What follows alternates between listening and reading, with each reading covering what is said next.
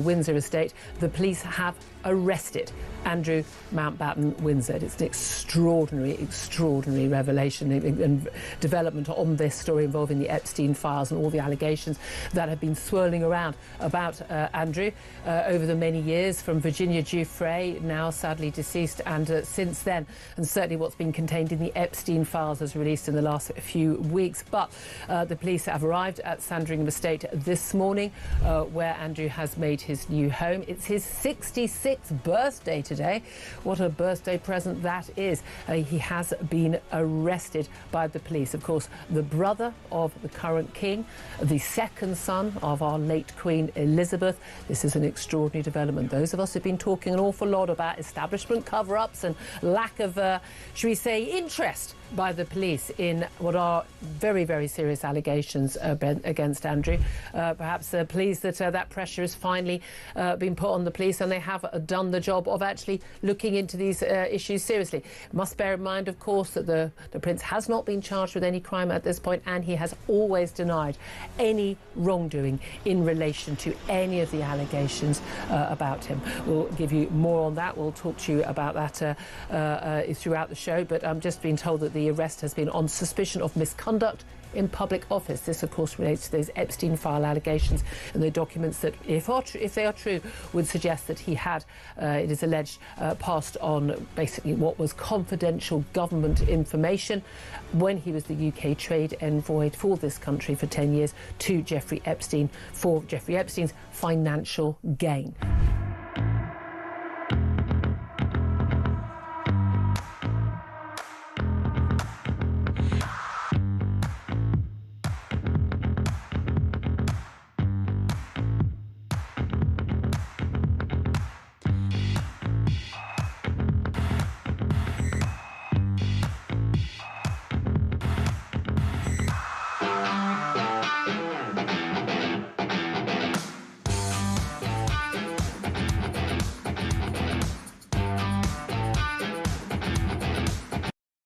Across the UK, on DAB+, on YouTube, on your mobile, and on your side. This is Talk.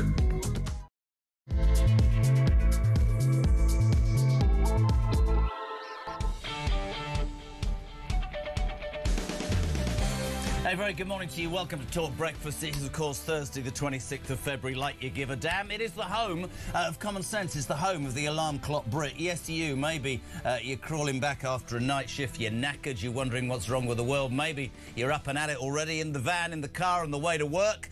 You are very welcome to the show. I'm going to do this throughout the morning because I don't know when he's listening. I got into a cab, a London cab yesterday, and I met the most amazing young man. I say young. He's younger than me. Everybody is. Gareth, good morning, me old stories from Raheny in Dublin. He's a massive Talk fan. Did you like that impression now? Gareth, Raheny, black cabs, and the first thing he said to me was, I am sick to death of what Khan is doing for my profession in this city. Good man. Lovely to have you on board. As ever, as we read through what's going on, get those calls and texts in nice and early. Text to 87222. You can, of course, send your voice note to a rather, I would say, stubbly Christian this morning. He hasn't shaved for a while. 0344 499 1000. Who will be first with a voice note? What's happening? Well, it's another U-turn on the cards. I was working yesterday afternoon and got all these sort of, what's happening with the Chagos Islands? A minister, Hamish, don't know his second name, stood up in the Commons and said, we're pausing it while we speak to Donald Trump, who's not very happy. Then number 10 said, no, we're not. And they went, oh, yes, sorry, bugger it, we are. Complete confusion. Starmer, yet again, the incompetent git. The Chagos Islands, you know that bit of land that we own, we're giving away? Plus £35 billion, despite the fact we're skint. Let's forget what the Chagosian people want. Let's give it to Mauritius. That'd be a nice idea, because they're friends with China and we'll all be skint. They won't be, but we will be. U-turn number 16 on the cards by a man who really is on his knees. Yesterday as well, don't know if you heard this, the Met Police apologised. Apparently the person who tipped off the police about Mandelson's alleged skip to the British Virgin Islands was Sir Lindsay Hoyle. He's now up to his neck in it, the Speaker. He made an announcement and said, yes, it was me. Why? Did he no idea. Lord Mandelson isn't even in Parliament. He is, of course, in the Lords, but I'm not sure if that's the responsibility of the Speaker. We'd love your thoughts on that. The Met Police getting something wrong? What a shock. 0344 499 1000. Yesterday, G-Spot, Damien told me, it was warmer in the United Kingdom than it was in Dallas. And you won't be surprised to know that, as predicted, due to that weather, 545 new illegal migrants in 10 small boats crossed the Channel. That means the total, since the Plum became Prime Minister, is over 66,000 illegal migrants. This is also rather galling, not just the numbers, the fact that they've worked out, brilliant piece in The Sun today. You know all that money we give France? That's about £8,000 for each Channel migrant they've stopped. So everyone they've gone, no, sorry, you can't come in. They said, well, we'll just give you £8,000. There you are, the British hard-working alarm clock taxpayer being utterly screwed by our government. This morning's a great show. I think one of the strictest and yet best head teachers in the world, Catherine Bubblesing, on this show, responding to that story that boys can wear dresses in class. And Samara Gill, what an amazing piece of work this is. Later on, she speaks to a man who claims that his father was a grooming gang rapist and has been searching for the truth for as many numbers. And after 9, I should say, this is really important, Robert Jenrick, Shadow Chancellor under reform, will be here. Ring Rob after 9. It's all coming up.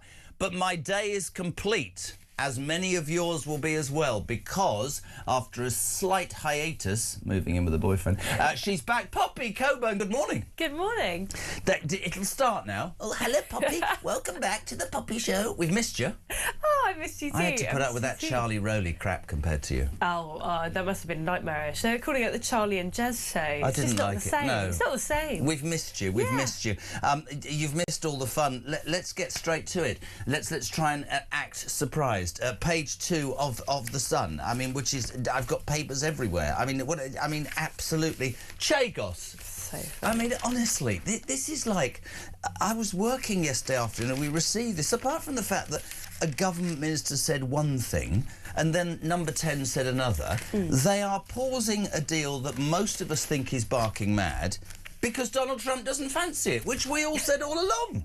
It's like this government has, like, magic powers, how to make their stupid policies as hateful as possible. You know, it's not just that the Chagos deal makes no sense. As many times as they tried to explain it. I know they even had David Lammy's ex-spad, Benjida, who tried to explain it a couple of weeks ago when he left. I read the article and I was like, sorry, so we're still giving them money to take something that's ours? Doesn't make sense. And when you're skint, when you're cutting services, when the country's at its wit's end because it's being taxed to death. Oh, sorry, it's really important because of international maritime law. Yeah, pull the other one. But I would say about this particular aspect of the deal, the funniest thing to me is that Keir Starmer apparently can't talk to his ministers. Why? Well, he can't anyway, because nobody likes him. Well, clearly not, because if he could talk to his ministers, then he wouldn't be U-turning on deals all the time. One person who's supposed to be in charge of the deal, Hamish Falconer, saying, oh, yeah, the deal's on pause. Yeah, the Don has said that I'm not interested anymore, so we're pulling it. And Number 10 goes, oh, no, we're not. No, we're carrying on with the deal. We're definitely carrying on with it. So as soon as Number 10 says something, you can, start your clocks, because you know that they're going to U-turn within probably 24 hours. The machinations of this government, seriously, Number 10, are extraordinary. I repeat, yesterday afternoon, everybody went, oh, my God, U-turn number 16 is on the cards. Hamish, is he Charlie Faulkner's son? Is he Lord Faulkner? It says Mr. Faulkner here, but he may not be the son of the non-hereditary Lord Faulkner, yeah? Blair's mate, yeah. So he stands up and goes, no, we're pausing. Donald Trump isn't very happy. And we all went, hurrah! And then Number 10 says no, and then later Number 10... You do wonder, I mean, we've had people losing their jobs, McSweeney and all those people, that just seem incapable of any sort of reasonable, organised... Well, it's chaos, isn't it? It says it in The Sun. Chaos. It's total chaos. You know, I've said it before. It's like the very last days of the Conservative Party, post-Truss, where everyone's just sitting around knowing that, like, we are a dead party walking. Yeah. You know, it's over. But what's so remarkable is that they've managed to achieve this in a year and a half. Not even a year and a half. They'd already achieved it in 6 months, and it had all fallen apart. And I get, you just said your point there about him, about how, he doesn't obviously speak to his ministers. The machinations of Whitehall are out of control. Yeah. They don't say... And then he has to turn up every Wednesday at Prime Minister's Question Time, and it's become sort of absolute viewing. Because the thing about the man is you could actually step back from it and say, are you so inept that you don't know what people are saying? Kemi Badenoch needs an absolute medal for what she did yesterday. I mean, I've got to play this clip because this is extraordinary. She basically took him on because he dared to criticise her party.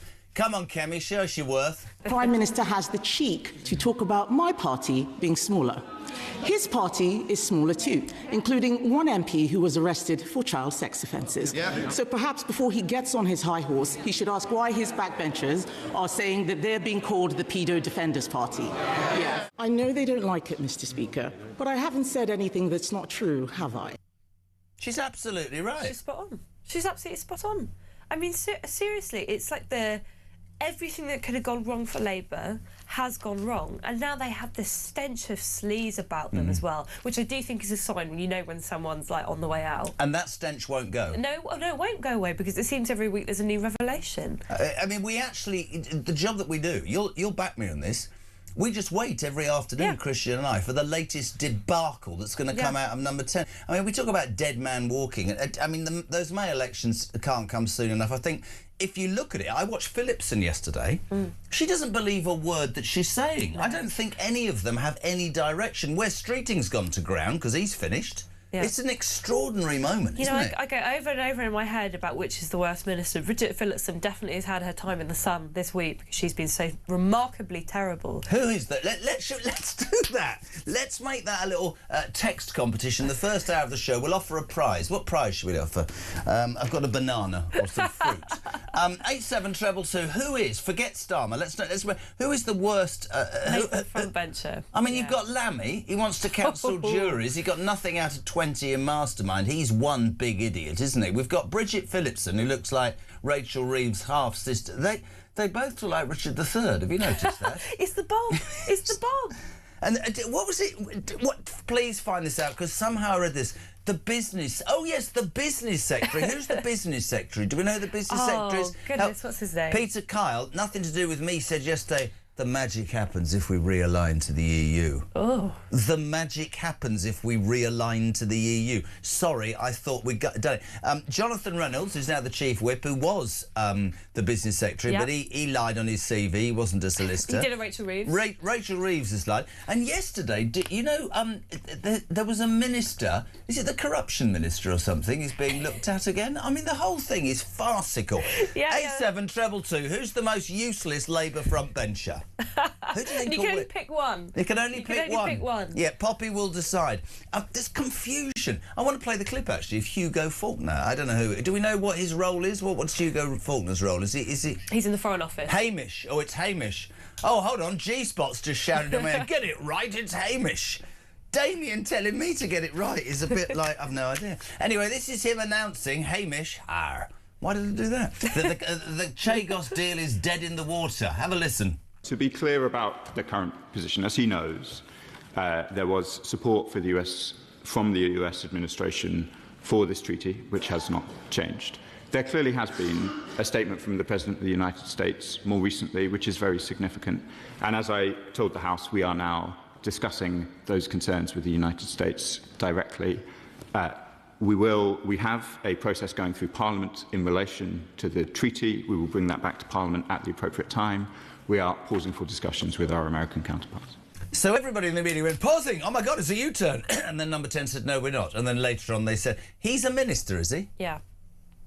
Honestly, I have no interest, but you look at that and you go, that is a minister of the Crown. Is he going to make the list? Oh, Jez, a happy Thursday. My day is very good because Poppy is on the television. Get her a presenter's job, preferably yours, says Stephen Cambridge.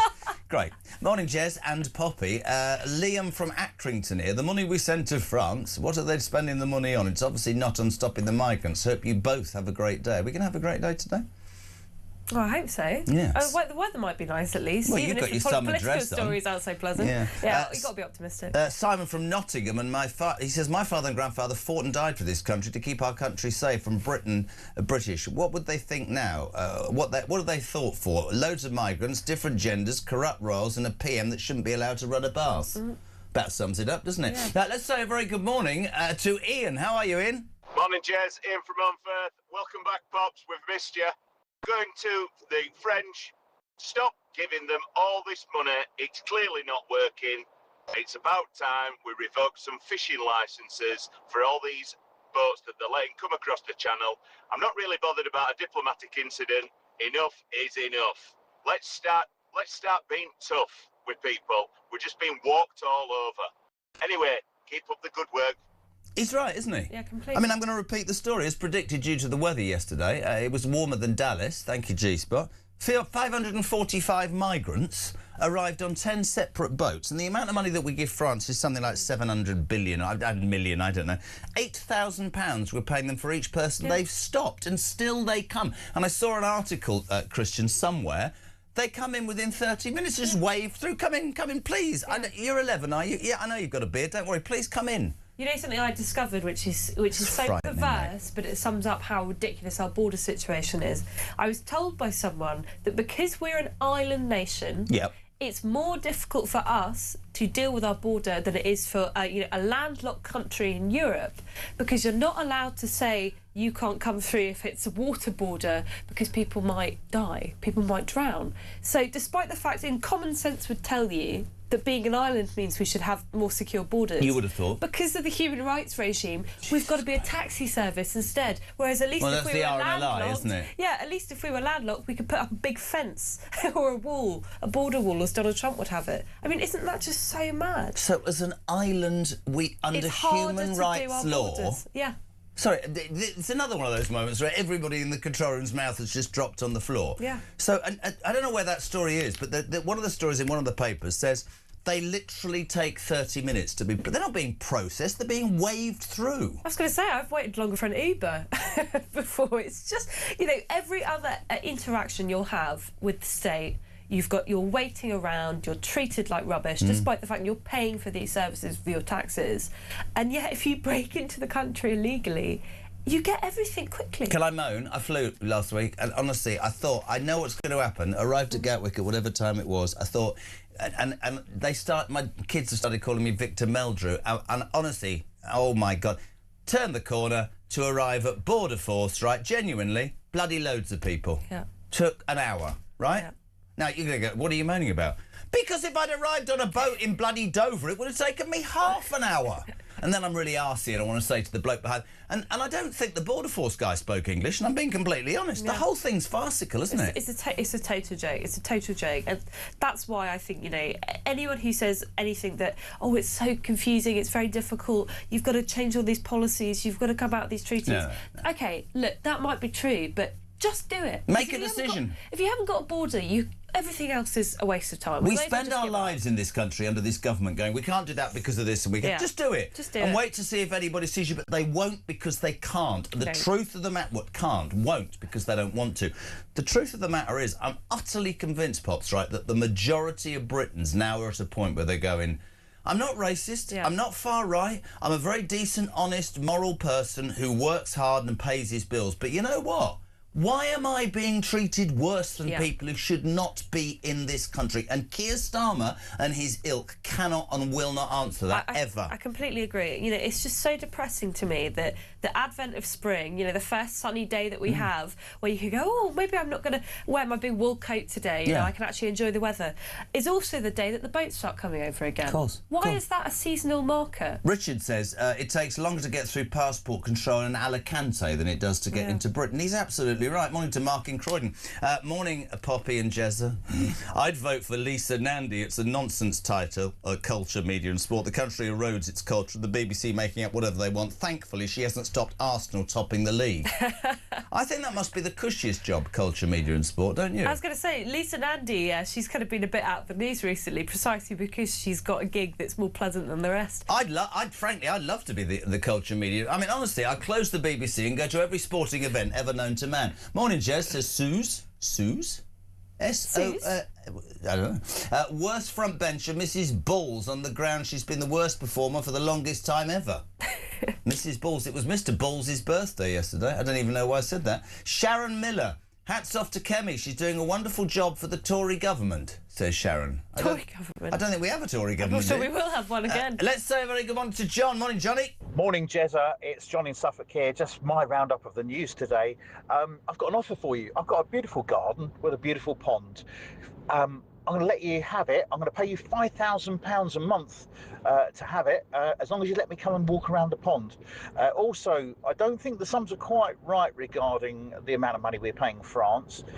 If you divide the amount of money we paid them by the amount of people that they've stopped, it works out around about £31,400 per person. Not 8,000.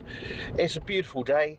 If it's going to be lovely, warm and sunny again, yeah, good day for Rubber Dinghy Rapids.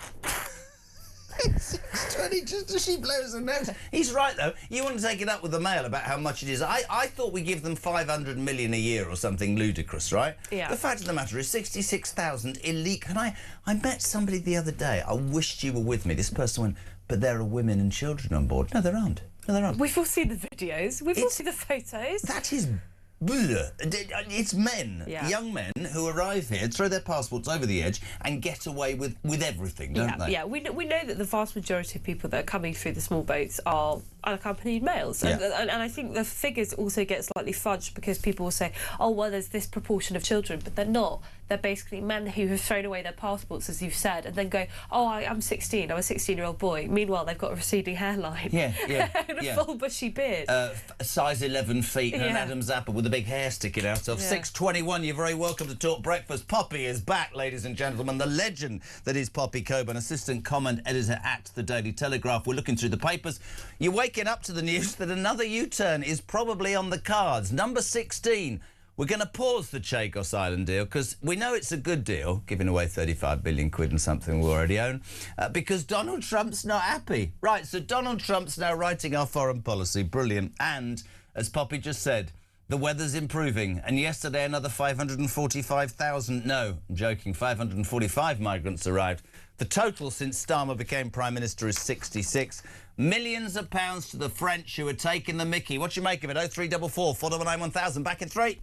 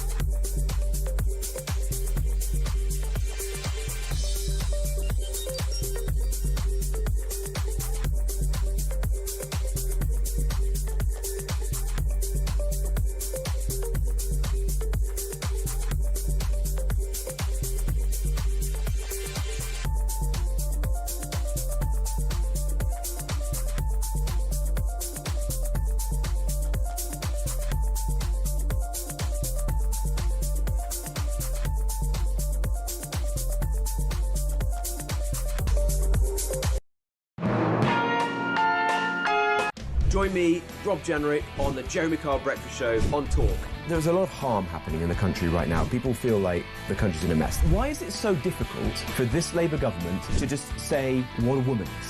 To believe in basic biology and common sense. Take away these human rights laws, which have got completely out of control now. You know, I do believe that economies can be fixed and you can get catch-up growth. On illegal migration, we're very clear. We're going to detain and deport absolutely everyone who enters our country illegally. Ring in, ask me any question, I'm here to answer.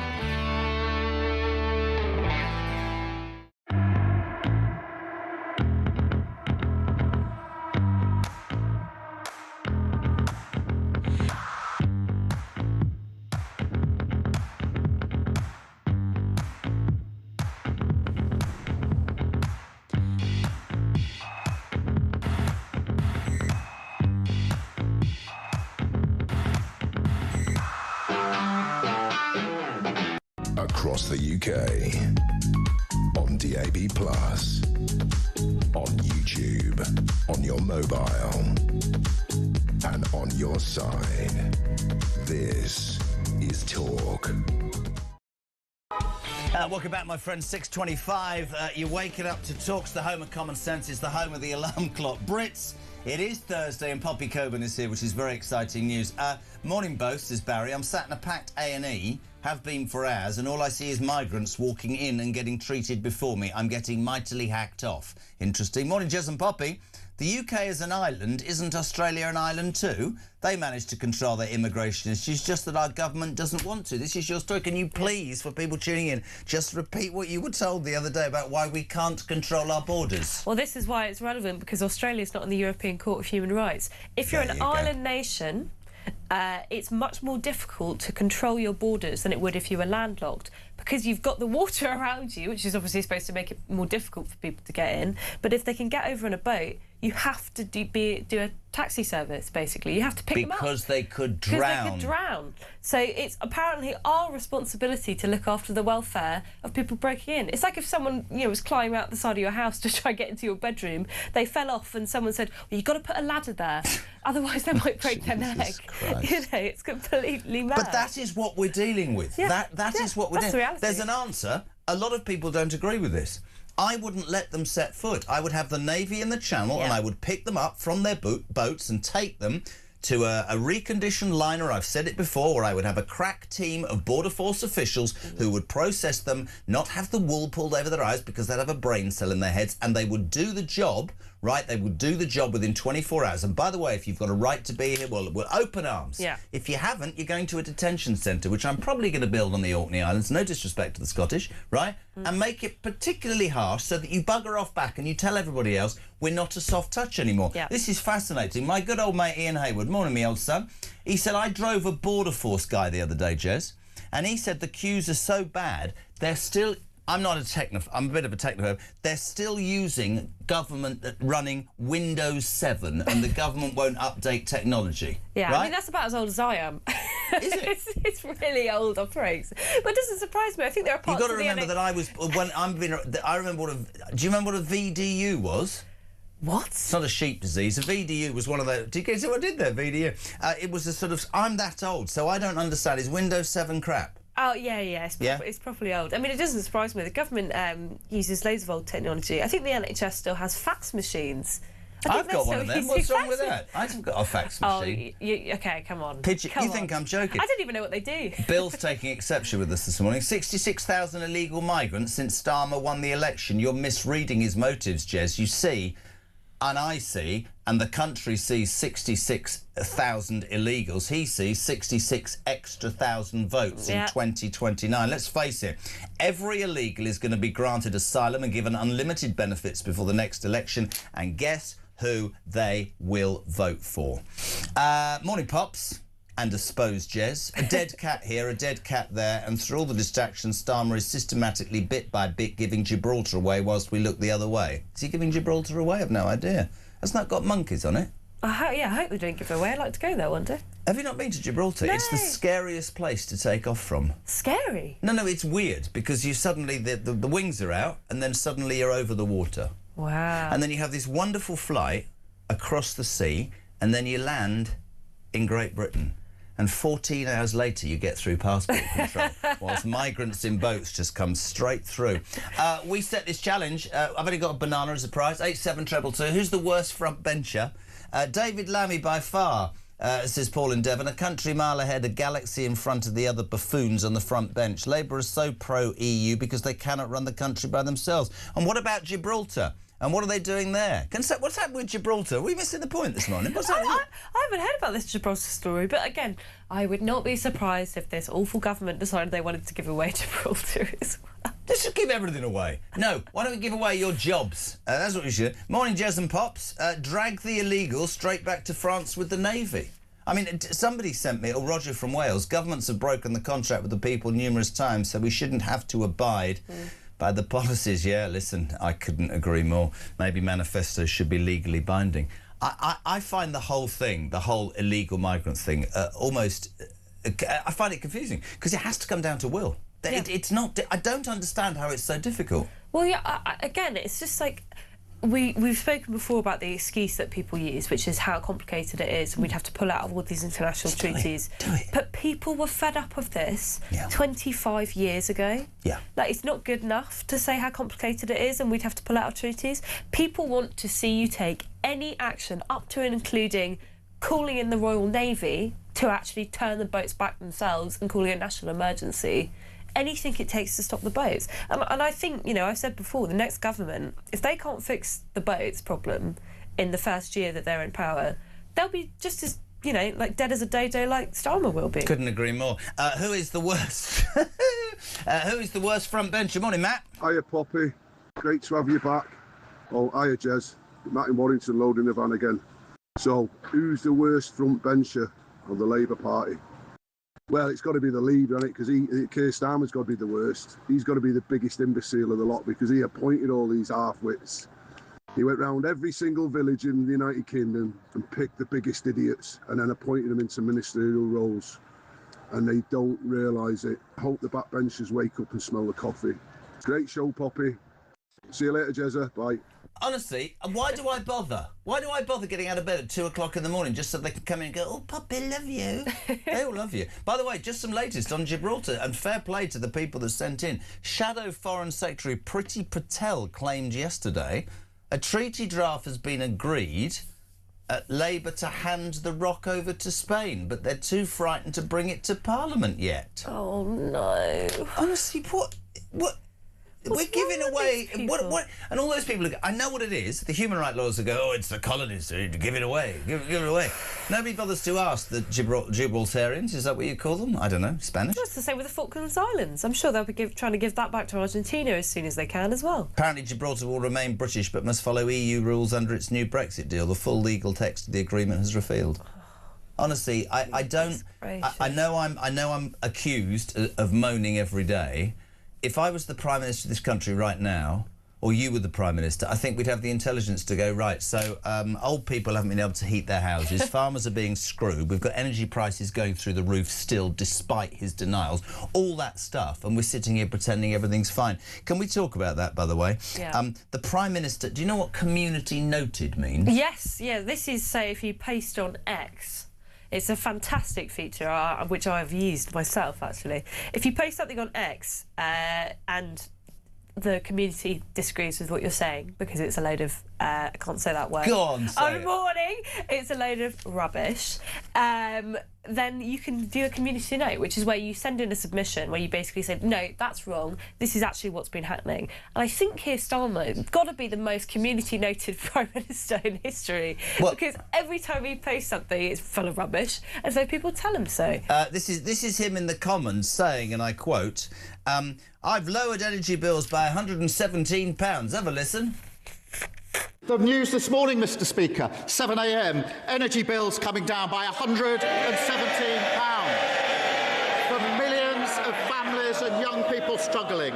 That's guaranteed money off bills in April, driven by the action that this Labour government has taken. We promised to cut the cost of living. We are cutting the cost of living.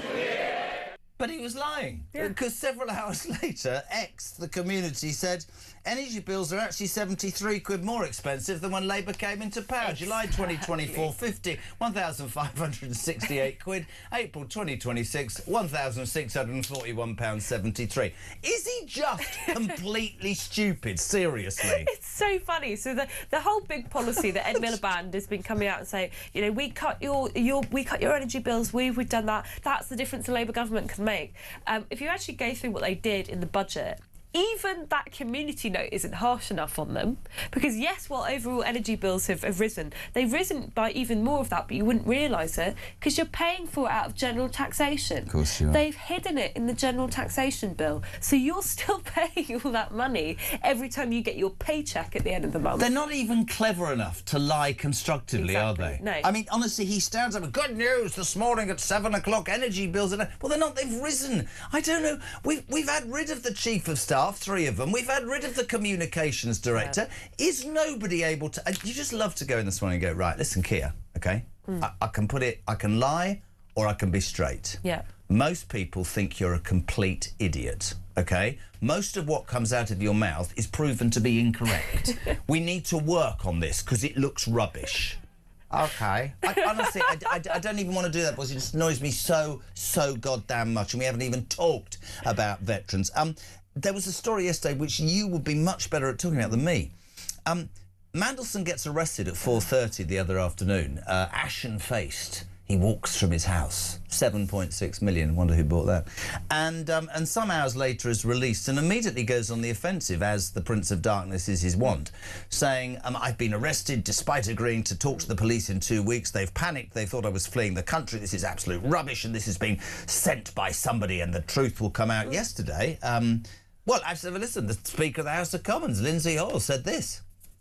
Members will be aware of comments in the media regarding the arrest of Lord Mandelson.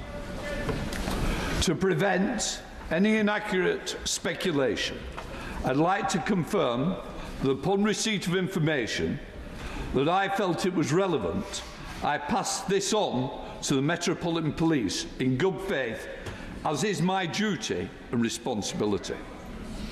It is regrettable this rapidly ended in the media. As this is a live investigation, members will understand that it would not be appropriate to make any further comment, and I'd like to caution members from doing so. Can you help me with this, right? Yeah. He got information as the Speaker of the House of Commons about information that he thought was useful to the police over Mandelson. But Mandelson's a lord. Yeah. So what's Hoyle getting involved for? And the Met Police yet again proving themselves to be why would you tell the Met Police anything? This whole story is completely bizarre, which is exactly how I thought when I read about it yesterday. So Lindsay Hoyle said to the Metropolitan Police that he had it on good authority that he thought that Peter Mandelson was going to flee to the British Virgin Islands. Which, by the way, is a British colony, territory or whatever, and we could have extradited him. Yeah, no, we're giving him away. We give him away tomorrow. After Gibraltar. He's gone to the Chagos Islands next. Yeah. Well, but do you know what I mean? Yeah, right, exactly. So that is one aspect which is slightly bizarre, because he's not actually fleeing necessarily out of our jurisdiction. No. The other thing that is strange is that Lindsay Hoyle said that he knows this because he was there on holiday while he was holiday making in the British Virgin Islands, which is a bit random. I mean, I've never been myself, but OK, fine. So there's apparently been a coincidence that Lindsay Hoyle just so happened to find out this information while he was on holiday. Wasn't he in trouble before for lots of freebies, Hoyle, wasn't he? Well, is he covering his own back? It's so weird. The whole thing is so dodgy. It's really good, and I can't actually find any further information about this. What I do know is that the Metropolitan Police, upon receiving this tip-off, this slightly bizarre tip-off from Lindsay Hoyle, then made such a dog's dinner of it that they managed to announce that it was Lindsay Hoyle who had done it, which, you know, I don't know about you, but if you're a whistleblower or you pass on, you know, confidential information that helps their investigation... Just unbelievable. Do they give you a shout-out now? Is it like a nightclub? The whole thing just sums up the government, doesn't it? Yeah, I mean, it's incompetence. It's like it's just stupidity, a lack of transparency. But it's just stupidity. Well, yeah, that's a simpler way of putting it. You wake up every day and you think, no, we're going in today, it's going to be absolutely fine, and it gets worse. Morning, Poppy. If we are duty-bound to pick up people in the Channel, then why don't we just take them straight back to France in the same boat, says Paul in Wiltshire. Very good point, by the way. Christian, top producer, I'm calling him executive producer, said... Does anybody in government work out when it stops peeing with rain and it's less cold and the sun comes out and spring arrives, more people are going to come? So why don't we have more? Why don't we have more people on patrol? Why don't we have more border force? Well, the ones that can't tell a woman from a boy from a grown man. I don't quite know how they get the jobs. Are these? I mean, the border force people. Can we have this discussion without upsetting people? Who trains these idiots? Well, the Home Office. So. Says everything you need to know, doesn't it? Morning, Poppy and JK. Worst Minister has to be nodding Richard III, and no Wes Streeting, no Shabana and no Miss Balls yesterday. Are they all on manoeuvres, says Margaret in Birmingham? Possibly. Morning, Jez. The worst minister is Rachel. I'm dreading the summer warmer months. How many more illegals can this country take? Nikki the cleaner Sorry, Jez, did I miss something yesterday in Kemi's PMQs? Not one question on veterans, not one question on Matthew Doyle, not one question on Starmer's appointment of Mandelson after his arrest, not one question on grooming gangs, and not one damn question on the Chagos Islands. Perhaps you can ask Starmer what the purpose of Prime Minister's question is and see if he can even answer that. Yeah. Absolutely. I mean, it now just feels like PMQs every week is just an excuse for people to sit around and laugh at Keir Starmer, which is obviously an enjoyable exercise. Can I just say, without wanting to appear biased in any which way, tune in every day to the Jeremy Kyle Breakfast Show because we laugh at the incompetent Starmer for 4 hours, 4 days a week. Morning, Pete. Morning, Pete. Good morning, Poppy and Jezza. How are you today? As for those bloody boats, well, you know what? I would see it soon, right? They might as well just string all the boats together and walk across, ain't they? Because nobody's stopping them from coming in.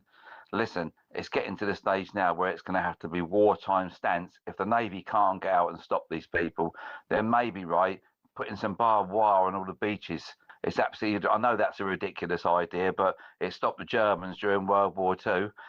Something has to be done now, because if this carries on, I can see some sort of civil unrest or civil war in this country, you know. It's too much now. It really is too much.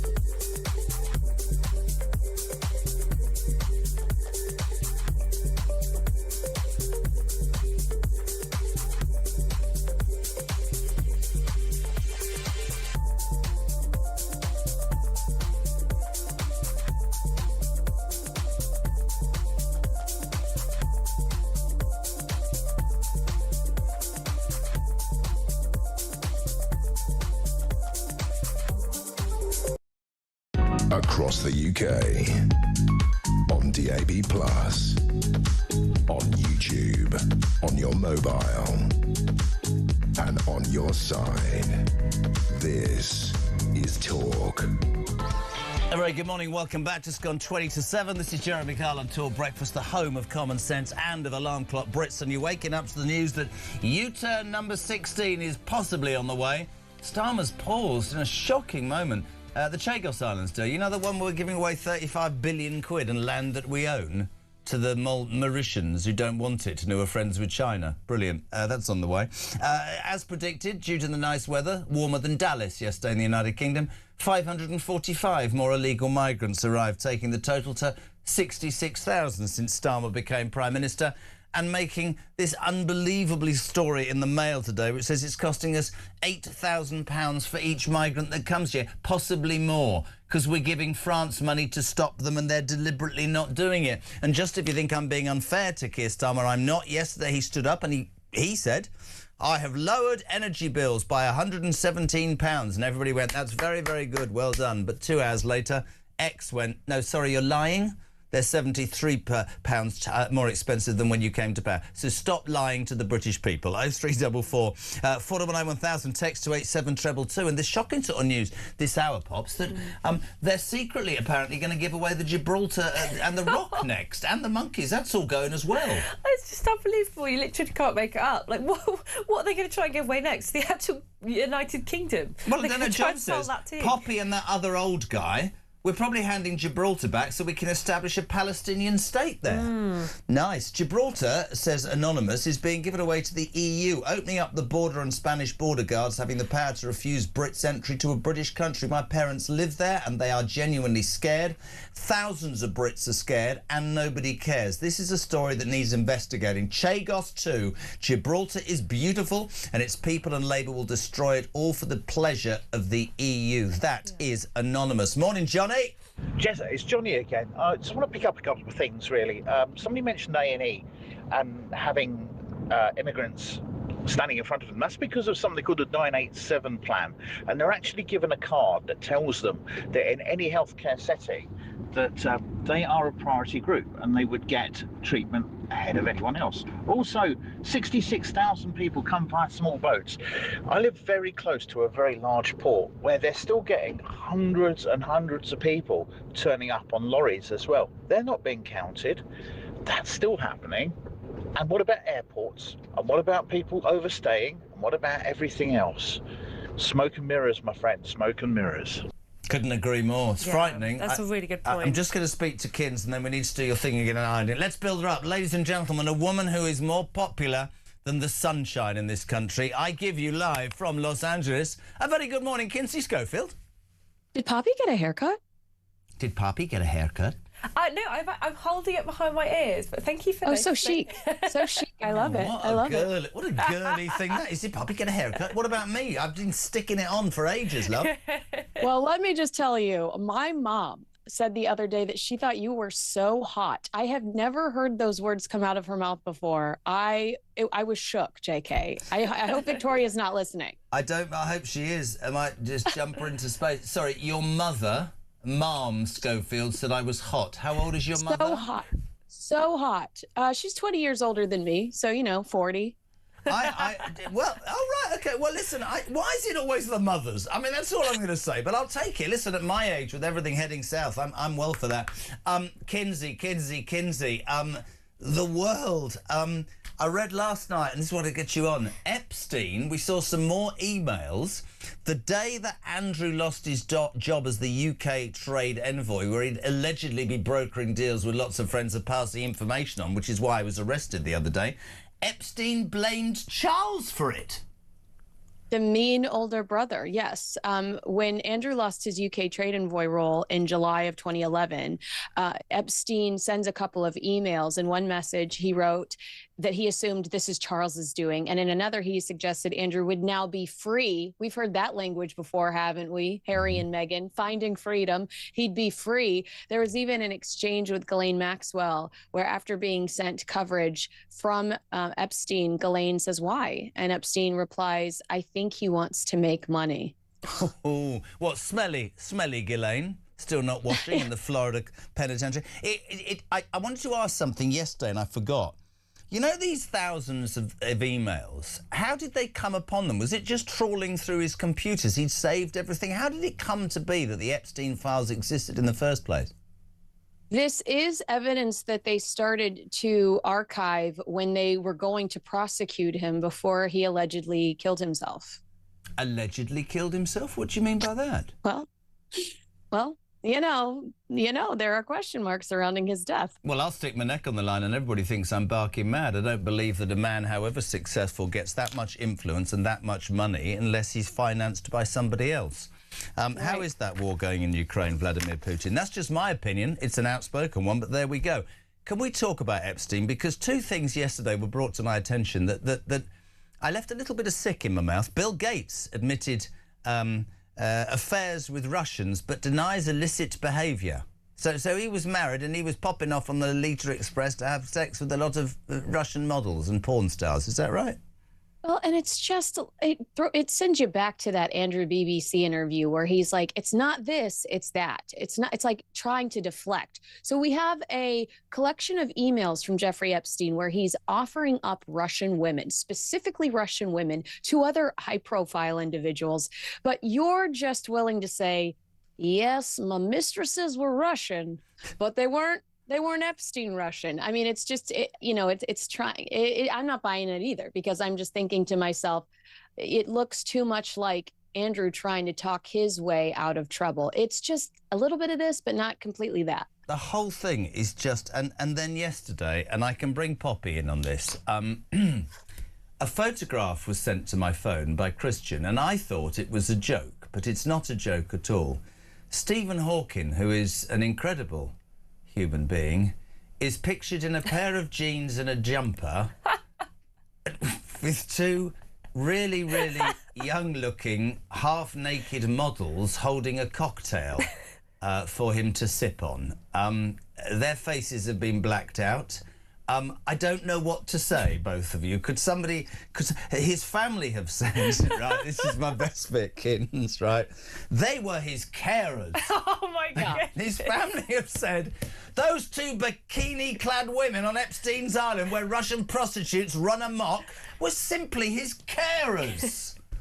I have never seen such hot caregivers. I can confidently say Sorry, that. hot caregivers, did you just say? We might need to hold a contest so we can find some, but I will also say I've never been in a bikini in front of my employer, and I don't plan to be. I'm getting older, things are going south, so it's probably never going to happen. But I just don't see the appropriateness of throwing on a two-piece in front of the guy that, you know, is paying my rent. Poppy, I'm with you, kids. Poppy, Stephen Hawking is a national treasure. He's lying there on his sunbed, and he's got two bikini-clad young women holding a cocktail. They are allegedly his carers. Any response? All I was going to say is I haven't had that many interactions with the NHS, but I have a feeling that those are not exactly the sort of carers you'd expect in a hospital. Also, the caption on that photo that one of the newspapers gave it was, Stephen Hawking pictured here grinning from ear to ear. Well, you would, wouldn't you, if you were in that Can you situation? two just give me a minute? Hello. Is that the care home? I'm coming in later after the show. I need a couple of I young... need a blonde, I need a brunette. Well, I was gonna, and yeah, I mean, honestly, mate, the whole thing, and you think you can't get any worse. Stephen Hawking being straddled by two cocktail-holding, careful, young things.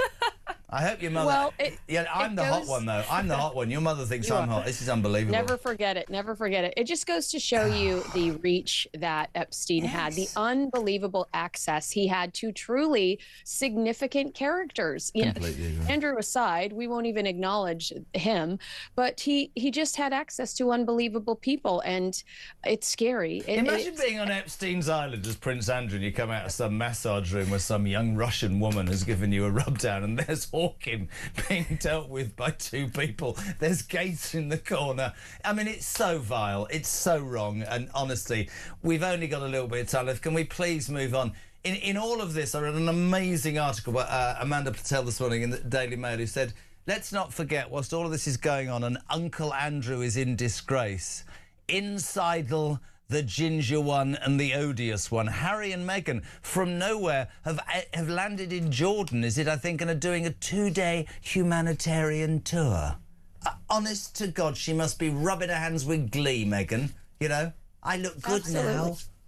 Does she? Well, that's my issue, JK. Like, my concern is that we will see an increase this year in these types of trips because the Sussexes are determined to play the moral superiority card.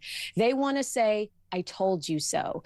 They want us to go back and go, oh, maybe they were being honest in the Oprah Winfrey interview, because look at all these negative headlines surrounding the British royal family. And you are my witness, Jeremy Kyle. I have sat here and defended King Charles to the point of embarrassment. Yep. If this man does not grow a pair and take away these titles from these ridiculous clowns, I will have to reconsider where my priorities are. I completely agree. This is nothing more. By the way, did you know that Jordan is one of the favourite hunting grounds of William and Kate? This is an absolute publicity stunt by that odious pair. He looks as miserable as sin. She will have been rubbing her hands together and phoning the latest in a line of 10 PR agents that have gone in the time since they left the royal family. This is all about her again. I wish somebody would have the courage to say to her, and I'm so with you, no title, nobody's interest, stick to jam, you odious cretin, and let us get on with our lives. You're right.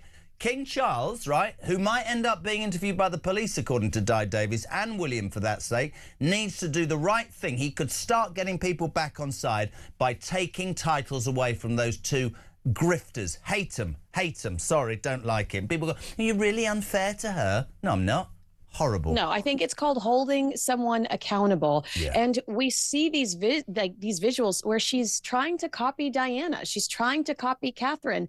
You quit your job because you didn't have the backbone, you didn't have the discipline, and you didn't have what it takes to make it as a royal. You have no class. Yeah, no class. That too. I've said before, I used to go to go to America on a boys' golf trip, and there she is. We watched repeats of Deal or No Deal, and she's box 23 in a boob tube. Terrible. Kinsey Schofield, we love you. Thank you very much indeed. We'll see you tomorrow at 6:45. Poppy, that's extraordinary, isn't it? Yeah, it's literally just unbelievable. I mean, I just think that with Harry and Meghan, they're like vultures, aren't they? They're just hanging around every stench of scandal. I mean, someone actually told me that apparently he thinks this is his opportunity to get back in. I don't believe that. He looks as miserable as sin. I'm sorry, I don't want to be upsetting anybody at 5 to 7. Yeah. There are 2 words to describe him, and the second is whipped. And I look at him and I think, you've worked it out. Yeah. She's a player, man. Yeah, but do you not think he just kind of thinks this is his opportunity to get back into the UK? Like, get rid of Meghan. You know, this is my chance to come back into the country and say, well, you thought I was bad. Look at the scandals of the rest Well, of the dump her family and get on a dinghy. You're waking up. You're waking up on Thursday, the 26th of February, to the news that U-turn number 16 could be on the way with the Chagos Islands. We've also had exclusive news this hour that they might plan to give away Gibraltar next. And as Margaret says, what about the Isle of Wight, the Isle of Man, the Isle of Dogs? Honestly, the Isle of Sheppey. Yeah, don't forget we're an island. They're giving Just give away the whole goddamn thing and we'll all go and live. Yeah. Where are we going to go and live? I don't know. We're going to have to get in the dinghy and find out. Yeah. Top text. Professor Hawkins is perhaps the only one on Epstein's island who had a perfect defence, being completely paralysed from the neck down, says Cliff in Berkshire. That might be absolutely true. I don't really want to go there. Who made me read that? So you're waking up to that news. Met Police have apologised to Lindsay Hoyle. He was the person who gave the info on Mandelson. The Prime Minister's been community noted by X because he stood up yesterday and went, your energy bills are £117 cheaper. No, they're not, you liar. They're 73 quid more expensive. And as the weather improves, 545 illegal migrants have come, making it 66,000. And please, Pops, you've got 1 minute. Repeat what you just said about the island. You've got 1 minute. Go. So, because we're an island nation, obviously surrounded by the ocean, it's more difficult for us to control our borders than it would be if we were a landlocked country. Because if you're a landlocked country, you can put up a fence and say, well, they just can't come in. But if you're an island nation and someone comes in a boat, you have to pick up the boat because otherwise you're putting people at risk.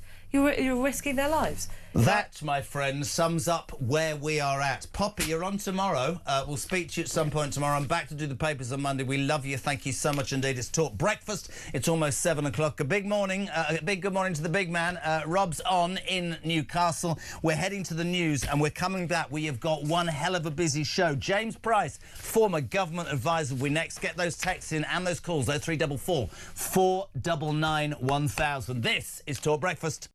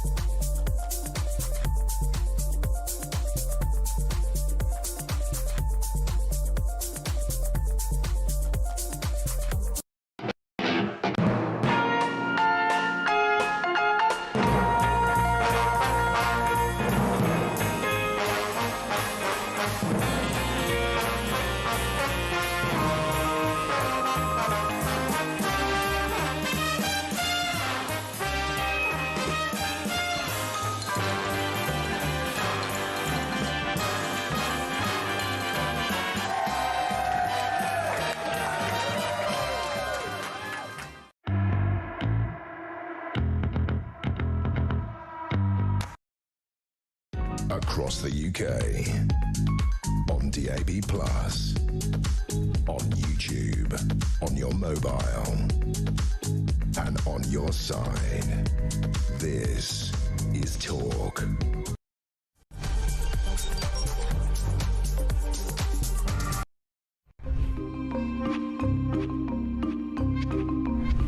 Hello from Crowborough, where the local residents are enraged with what has happened to their community merely overnight, when just 27 single male asylum seeker illegal migrants were bussed into their military training camp. Behind me are local residents, people from all over the country. Shabana Mahmood has said that this is an effective way of getting rid of those expensive, flashy asylum hotels. But unfortunately, these people are still placed within the community.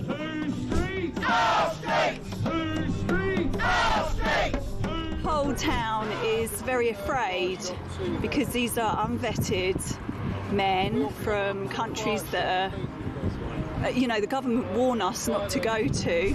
I've got an 18-year-old daughter and she gets the bus opposite the camp. Do you feel safe for her? No, so that will have to stop. Right. We'll either have to wait with her or take her to wherever she needs to go. The reason I'm here today is because I live in Crowborough and my family, I've got a wife and children, and just worried about, my wife walking to work and my sons, walking about. Anything can happen, can't it, that nowadays and age, what's going on, what's happening in this country. So I'm just concerned and frightened, There was support from other towns, other communities, because of course Shabana Mahmood has threatened other communities, and she said they're going to open site after site after site. Well, I would hope that if she's going to try and do that, she learns some lessons about the way she's done it in Crowborough, because this is not finished. We are not finished objecting to this plan. Grover says no! Grover says no! Grover says no! We would urge her to reconsider. And whatever she does, she needs to talk to the people that she's imposing these things on. If you had a direct line to Keir Starmer and Shabana Mahmood, what would you say to them? Look after your most vulnerable first. It's your priority to look after your vulnerable. If they're bringing illegal immigrants into a camp in the dead of night, why are they doing that? They're doing that because it's disingenuous, it's dishonest, it's covert, and they're trying to keep the reality away from the local community of what they're actually doing to us. We've now got to the end of the entrance to the camp, we've got cameras, we've got police drones. It's like a cloud that's come over this community. Across the UK. On DAB+. On YouTube. On your mobile. And on your side. This is Talk.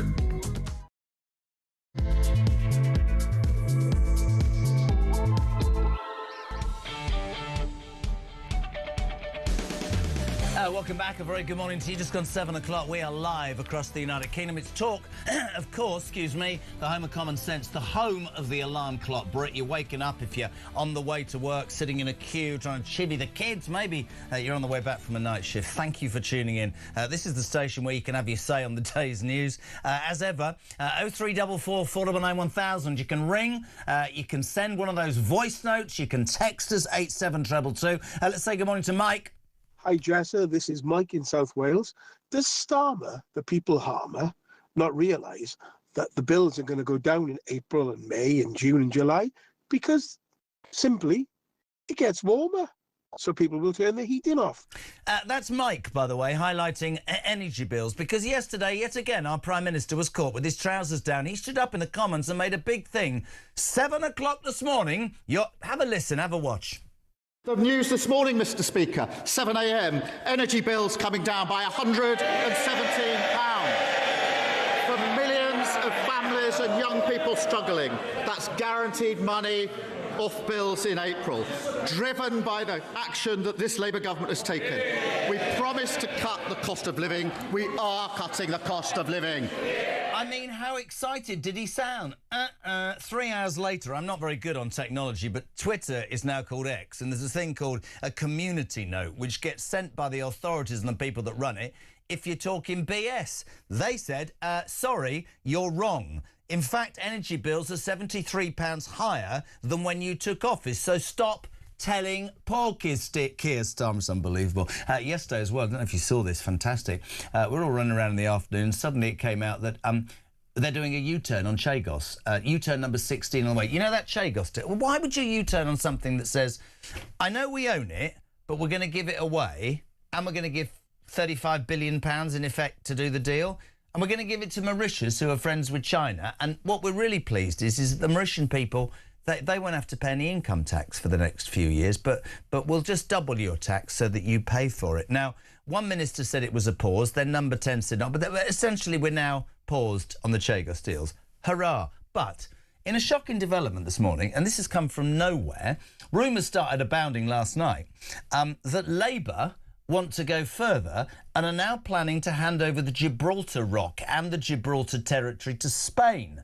Shadow Foreign Secretary Priti Patel claimed a treaty draft has been agreed, but ministers are too scared to bring it to Parliament. Which begs the question, Gibraltar, Chagos Islands, what's next? Many people are saying the Isle of Wight, the Isle of Man, the Isle of Sheppey. Why not just give away the whole bloody island? We are an island.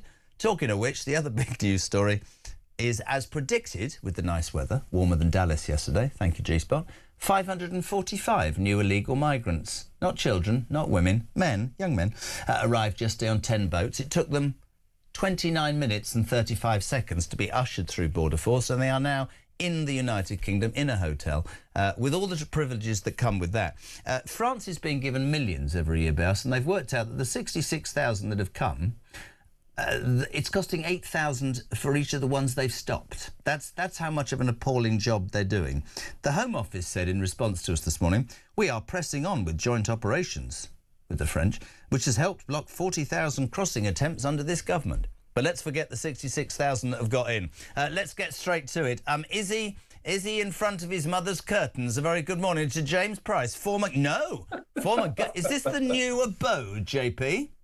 I've been working so hard to get a background that is worthy of your programme and to leave poor Mummy Price's curtains alone. I hope that some of this looks vaguely sensible behind me. Is this your new study?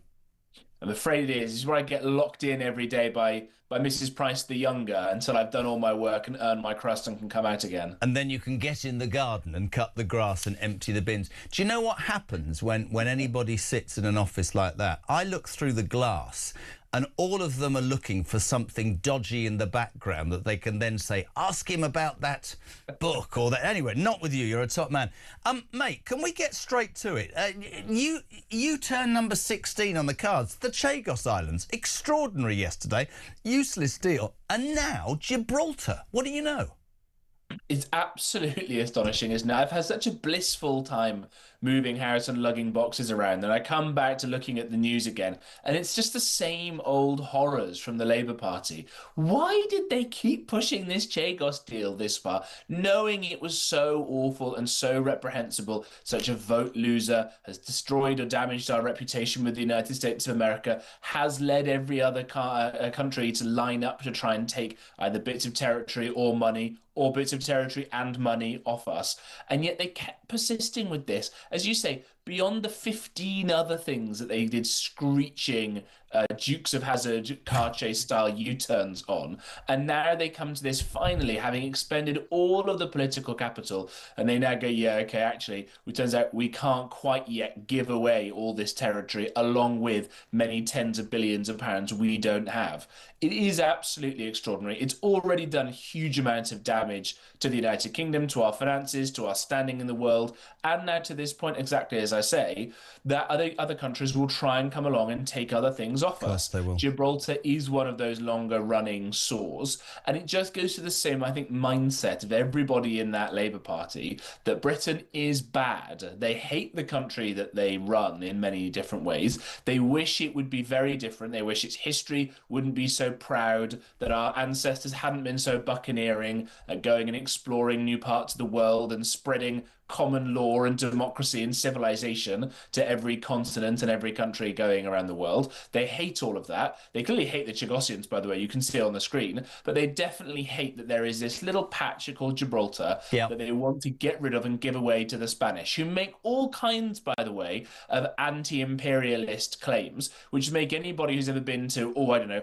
Mexico or any of South America laugh when you hear them speaking Spanish there, or the fact that the Spanish themselves have their own two versions of Gibraltar on the North African coast that they refuse to give back to any African countries. So they know that they're taking the mick with this stuff, and we're either so thick or so gullible or so masochistic that we're willing to countenance giving away Gibraltar to Spain eventually. Mate, and you know, on the very basis of a U-turn, it's bad enough, but when you listen to the ideology, when you understand the ideology, which is, as you quite rightly say, just sort of to apologise for everything we were and everything we are, and it just does my head in that people hate this country, that run this country. I'm with you. I'm not, you know, we didn't get everything right, but if you're going to systematically try and strip back everything this country is, everything this country stands for, I think it's just so dangerous, mate. I mean, I suspect Shadow Foreign Secretary Priti Patel says that a draft treaty has been agreed about Gibraltar, but ministers won't bring it to the chamber because they know it'll be so unpopular. Under the deal, allegedly, JP, Gibraltar will remain British, but must follow EU rules under its new Brexit deal, the full legal text of the agreement has revealed. I mean, that goes against what the British people want, doesn't it? Well, no, who cares what the British people want, say the Labour Party, right? They will tell them what they think is good for them. Oh, actually, no, it's not good for them anymore. It's good for the international community, maybe for the global south. Those poor benighted Spaniards who are busy at the moment giving, I think, a pathway to citizenship for 500,000 illegal people who broke into Spain from third world countries, which, by the way, of course, if we were still in the European Union proper, then those 500,000 people from third world countries that Spain has just given a path to citizenship to would be eligible to move to Britain and start claiming benefits and houses and all the rest of it. So let's just be thankful at least that we've mostly got ourselves out of the grip of the European Union. Now, this morning, dealing with the Chagos thing, right, is one thing. Dealing with Gibraltar's another.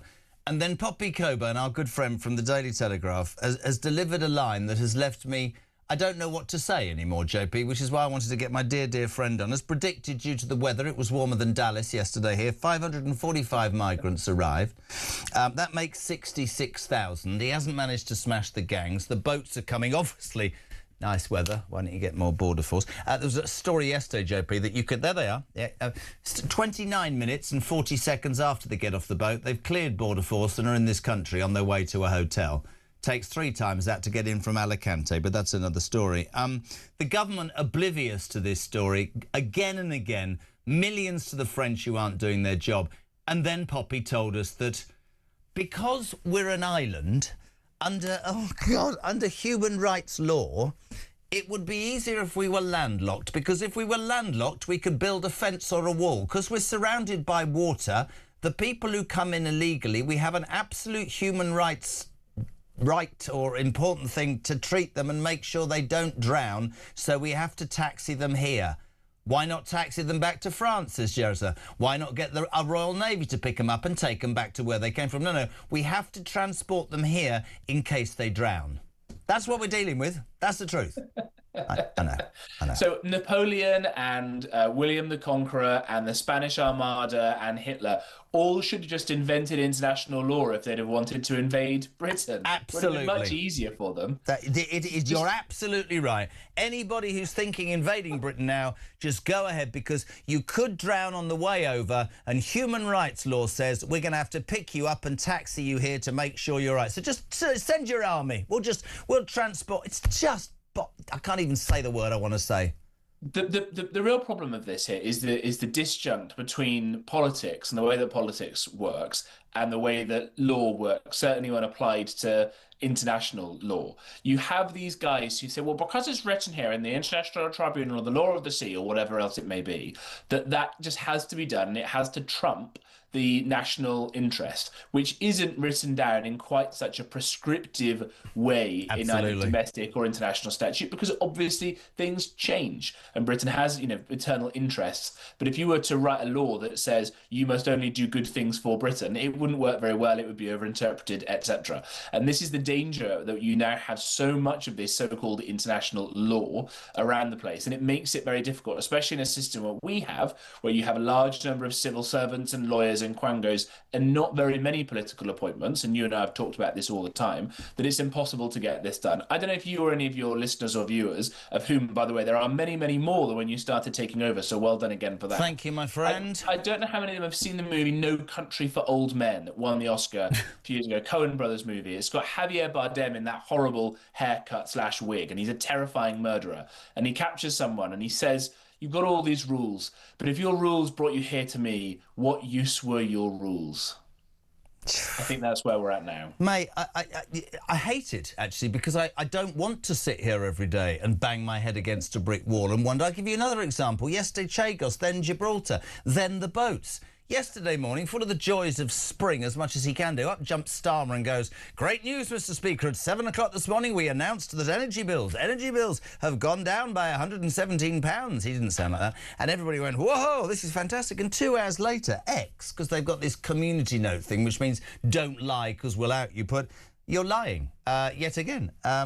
In fact, energy bills are £73 more expensive than when you came to power. In July 24, they were 1,568 a year.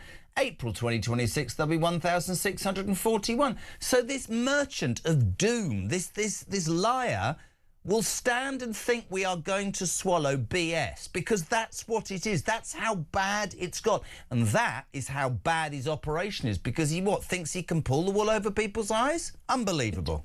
Unbelievable. I do think he is a filthy liar and totally shameless. But on this one, is he just so thick because he doesn't understand any of this stuff and no one around him understands any of this stuff? I'll give you an example that is perfect for this, right?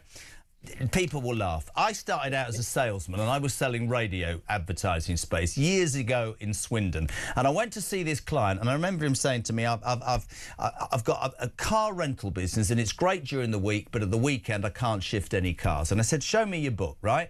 And it was whatever it was at the weekend, right? So I said, if it's £50 a day, make it 80. Right, and then we ran an advert saying half price weekend car hire, right? It was half price from what it was made to look almost just a little bit less than the 50 that it originally was. It was 45. That's marketing. My point is, this guy doesn't have the intelligence to work out that the British electorate, the silent majority, have sussed out the fact that he lies the whole time. Whether it's Chagos, whether it's farmers, waspy, and we've done the list, JP, until I am bored to death of it. And still he is peddling BS. And people just... they've switched off.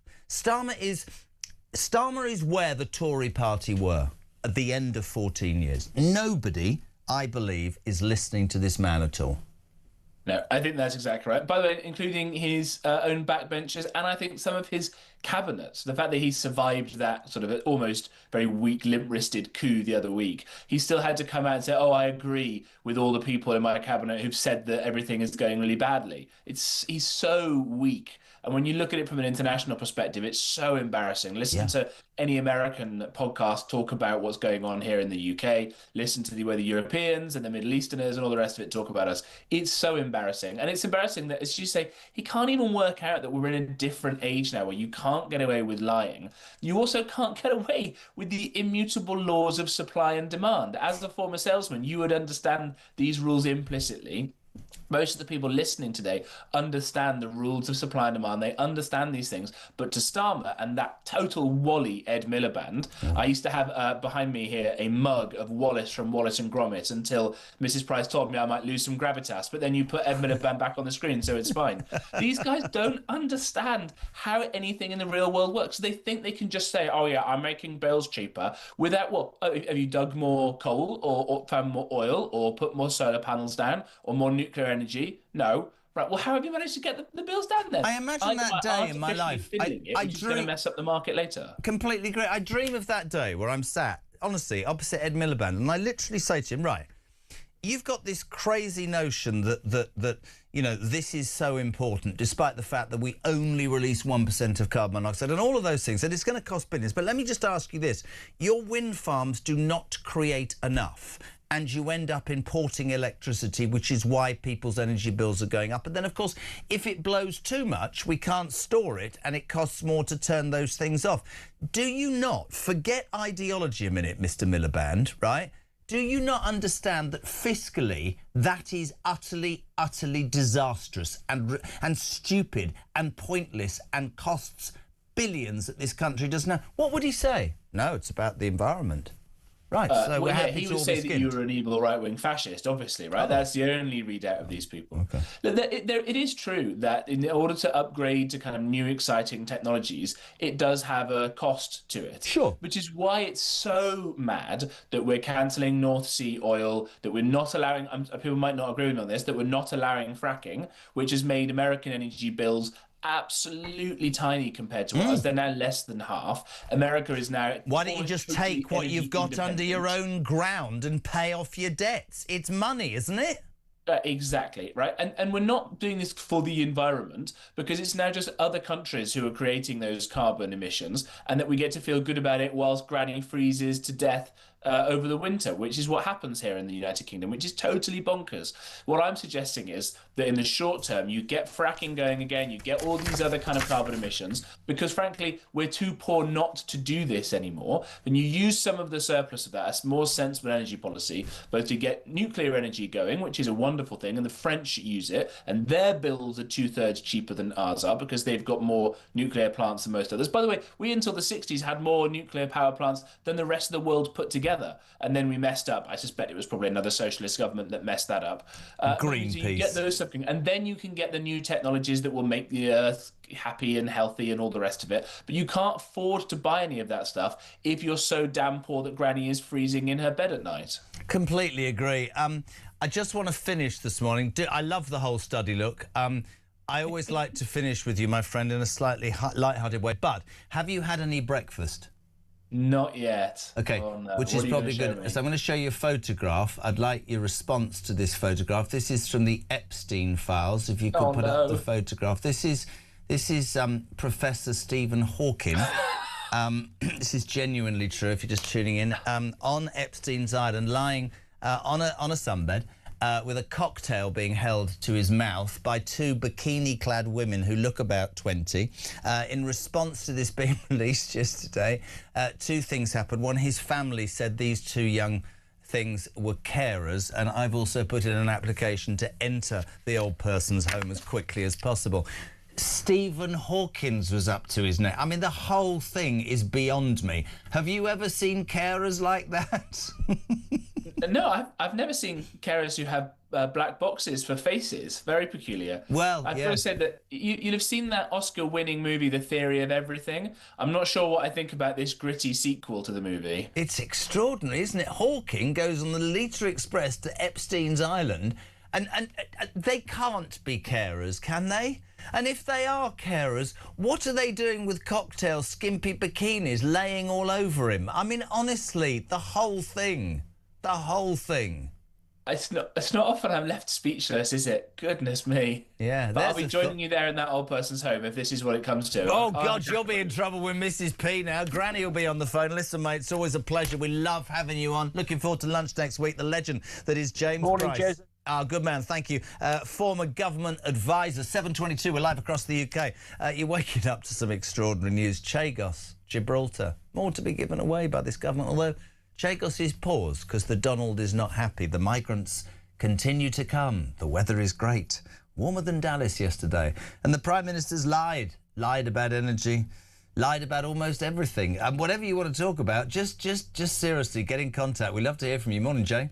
Morning, Jezza. Great show as always. The speech the other night by the President of the United States, Mr. Trump, when he turned round and said, you know, stand up if you believe that American people should come first before illegal aliens, as they say, and everyone stood up bar the Democrats.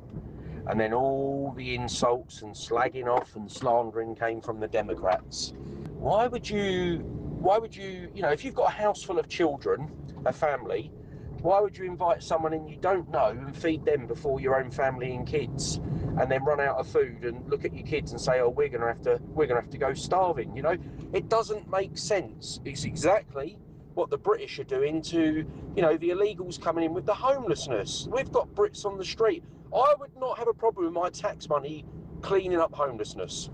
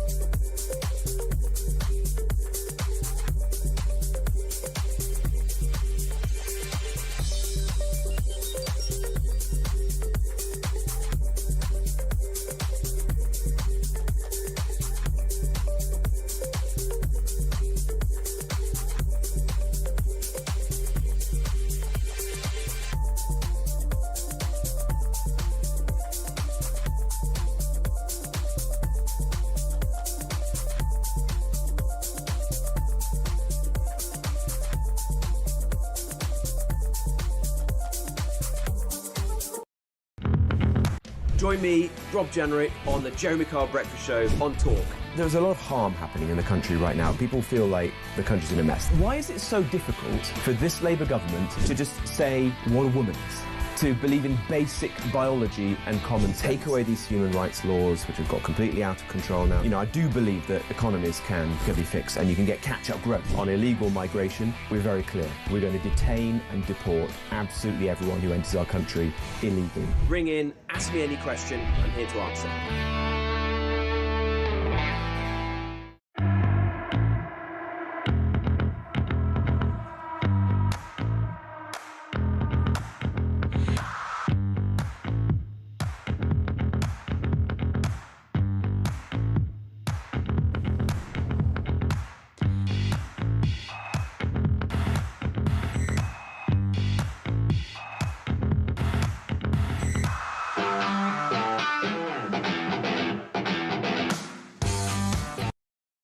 Across the UK, on DAB+, on YouTube, on your mobile, and on your side. This is Talk. Welcome back, 7:27. We're live across the United Kingdom. A very good morning to you. It's Tuesday. No, it's not. It's Thursday the 20th. Seems like Tuesday. It's Thursday the 26th of February. We've got so much to talk about. I'm very grateful for everybody that gets in touch. You can send us a voice note, 0344 499 1000, text to 87222. Jez, whilst in the shower this morning, I rewrote the lyrics to Barry Manilow's Oh Mandy. This is Joe from Shrewsbury. Go. You're teetering on the edge of jail. They'll have to trawl through your email to find out what you did to betray your country. I hope you're breaking it. Think you're above it all, don't we all, Mandy? Starmer loves you, won't send you to jail. He'll give you one more chance, oh Mandy. He'll say your human rights will prevail. Even in those white pants, oh Mandy. I mean, honestly, can I just say, apart from the lyrics being brilliant, how good's his voice? Can you imagine being that good and singing in the shower? I don't know whether my next guest sings in the shower. He's a very important man. We say no, he's shaking his head. Head of Comms for Friends of the British Overseas Territories, Robert Midgley. A very good morning. Good morning. I do absolutely not sing in the shower. Do you not? I can't sing, Jeremy. Neither can I. I just can't sing. Do you know why I became a DJ? Why? Because I can't dance. I cannot dance. My feet do not agree with my head at all. I'm always that sad old git that sits at the side and says, no, you go. I'll just sit here and have a sausage roll or something. Robert, massive welcome. Where do we start? Let's start. I mean, I was working yesterday afternoon and suddenly Hamish Faulkner, one of the Home Office ministers, stood up and said, Foreign Office ministers, after Donald Trump has voiced his displeasure about the Chagos Islands deal, we're pausing. Number 10 went, no, we're not.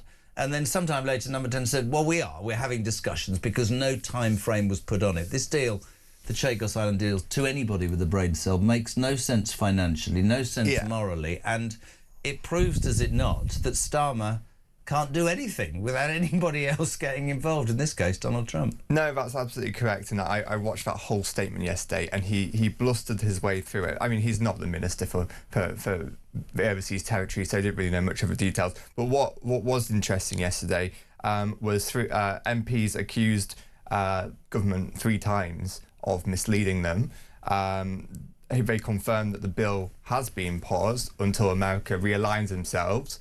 So originally the bill was meant to be completed at the end of January, and they wanted the handover to be on the 1st of February in time for tax cuts in Mauritius. But obviously that's not happened. So tax cuts are the money that we're giving them to make sure that the Mauritian people are OK, but ours are struggling. It's meant to be 80% of the population will be listed out of tax in Mauritius once this deal is done. Can we just stop there a second? Just say that to the British people. Yeah. So warped is our Prime Minister under this ideological human rights nonsense. He wants the Mauritian people to be tax-free, 80% of them, but our tax is being increased the whole time, Robert. That's the reality, right? Yeah, I mean, it's up to Mauritius what they do with the money, but from our side, we're meant to be paying to rent back our own territory, and that will be lifting 80% of Mauritians out of income tax. So that's something for you to think about as well. But also yesterday, I don't know if you've been following all the legal basis that we've been uncovering the past few weeks, but we uncovered that there's absolutely no legal basis to this deal, and it was sort of confirmed yesterday because they kept probing the minister about the intricate UNCLOS part of the deal, which is the United Nations Convention of the Laws of the Sea. And of course, we have a military exemption to that. So they probed him so many times and he couldn't answer any of the questions. And also, a small little fact that came out as well was that they also said negotiations started under a Labour government in 2009. So I did actually look into this, and bilateral talks did happen about Chagos Islands in 2009. So there is evidence out there that can prove it. But yeah, it's turned into a really sticky situation. And also, we have UQs in Lords today. And then on Monday, Sir Edward Lee has put in a notice to the Speaker that they want to have that urgent debate about the misleading of Parliament. So this whole thing is opening up. About 4 months ago, you know, I sat on the Winston Marshall show and said, oh, we don't really have many gaps where we can move for this deal to die now. But actually, now so many avenues have now opened up and the cracks are really showing. And of course. Yeah. I mean, do you believe that the government's misled Parliament in the Chagos deal? So on the 22nd of May 2025, John Healey, the Secretary of State for Defence, did say that the whole reason for giving away these islands is based on the fact a ruling could come from an international court that would force our hand. He said that that would be UNCLOS, which I just mentioned, or ITLOS, which is the International Tribunal of the Sea. And then we have been doing a series of ministerial questions from MPs that sort of unravelled all of this. It said, well, how are we signed up to the exemptions within ITLOS and UNCLOS? This was about less than 2 weeks ago now. And the minister replied, said, yes, we are. So we said, well, how have we got so far to realise that a binding ruling cannot come from anywhere? It's just, mate, so the whole to your basis average has been taken away now. To your average person, right, it's ludicrous. For example, Trump, who seemed to initially support it, has now vetoed the deal. It's not going to... Let's just cut to the chase. Yes or no? It's not going to go ahead without his approval, is it? No, it will not. But do you know why he pulled out about a week or so ago? It's because there's a clause in the deal that says any time that there's an operation taking place, you have to notify Mauritius. Mauritius is actually compromised by China. All their phones are hacked and everything like this. Wow. But anyway, but someone in the government was either really incompetent or he should be working for us. And they actually... No, incompetent, I think, let's be perfectly honest. Yeah? They notified Mauritius over a potential strike on Iran. So all the alarm bells went off in the US saying, well, hold on a minute, what is this? And the UK said, oh no, we're just doing this on friendly terms with Mauritius just to let them know. So it's so naive. It's really, to me, pinpoints the naivety of this government and this Prime Minister who wants to cosy up to this human rights fiasco. The point you just made, I'm going to repeat all morning. Under the deal, we have to let them know if something's going to happen operationally. America's our ally. America is looking at what's happening in Iran. Mauritius is close to China. That sums up Starmer to me in an absolute heartbeat. Can I take it beyond that? Today we heard rumours that this crackpot administration are now considering giving the same. They're going to do the same with, I think, Gibraltar. There was fury. Shadow Foreign Secretary Priti Patel has claimed overnight that a treaty draft has been agreed, but Labour ministers at the moment not bringing it to Parliament. It would remain British, but would follow EU rules. Yeah, well, wait for this, Jeremy.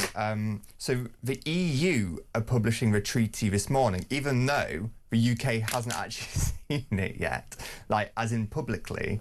So the EU are all over, they're releasing it before we're even seeing it in Parliament. So I don't know the exact details, but I've seen little bits of it, and it's where Border Patrol would move from the border of Gibraltar to the airport, which means you would have UK and Spanish border at the airport, and also you would have Spanish border guards at any ports as well. So this is the first time in history you've got Spanish nationals working for Spain on the borders of Gibraltar, on the inside of Gibraltar. I mean, you're the head of comms for Friends of the British Overseas Territories. This is simply yet, if it's true, another example of this Prime Minister giving away our sovereign territory, isn't it? So when you enter Gibraltar, it'll be counted towards your Schengen days, days that when you enter the EU, for example. So you have entered the EU as soon as you enter the Gibraltar border. So that's one big issue. Another issue is their taxes all going up there. And another issue is crime. So there's a lot of crime across the border in Spain, a lot of gang warfare, whatever. But Gibraltarians see the border as a safety net. Is anybody asking the Gibraltarians what they want? Yeah, so they're concerned about the crime. They obviously don't want to be stuck in all those queues every day. So about 10,000 people cross the border every day to go to work. So this is very important for people who work and live across the border. Lots of Gibraltarians live across the border, so they want to get in. So it's very important for them that there's no queues, because there's been so much drama over the past few decades of Spanish guards just closing the border when they feel like it, causing queues, causing quite a lot of misery. So on some side, this is a good thing, but there's other intricacies within this where little patches of land have been ceded over, the border guards are coming into Gibraltar. Yeah, but there's a few downsides and a few upsides. But overall, it's symptomatic of a human rights-obsessed Prime Minister who wants to presumably either keep his mates in jobs or apologise for any sort of past of this country and carve up things that will cost us money when we're in the middle of a cost of living crisis. No, absolutely. I'm not trying to be cynical. And there's a security concern in this as well, because you've got RAF Gibraltar. Gibraltar's airport is owned by the RAF. And a part of that was Spain wanted full access to that airport. They wanted the airport to be Spanish. So in the treaty, we're yet to see what's actually happening with the airport. But I heard that was one of the red lines that is the reason why it kept stalling. Amazing to have you here, and I mean that, Robert. Two very quick questions. Yes or no? Will the Chagos Islands deal go ahead, yes or no? Really difficult to say right now. It's a matter of time. You've got parliamentary prorogation coming up before the King's speech in just after the local elections. So it's a race against time at the moment to keep this delay going until it can die naturally. Will Gibraltar happen, yes or no? I think very likely it will happen, just because they have a chief minister. And any truth in the news that next will the Isle of Wight, followed by the Isle of Man, followed by the Isle of Sheppey? Well, they're crown dependencies, so it's won't stop him giving them away, will it? Robert Midgley, thank you. I really appreciate it. Head comms at Friends of the British Overseas Territory. 22 minutes to 8 o'clock. This is Talk Breakfast.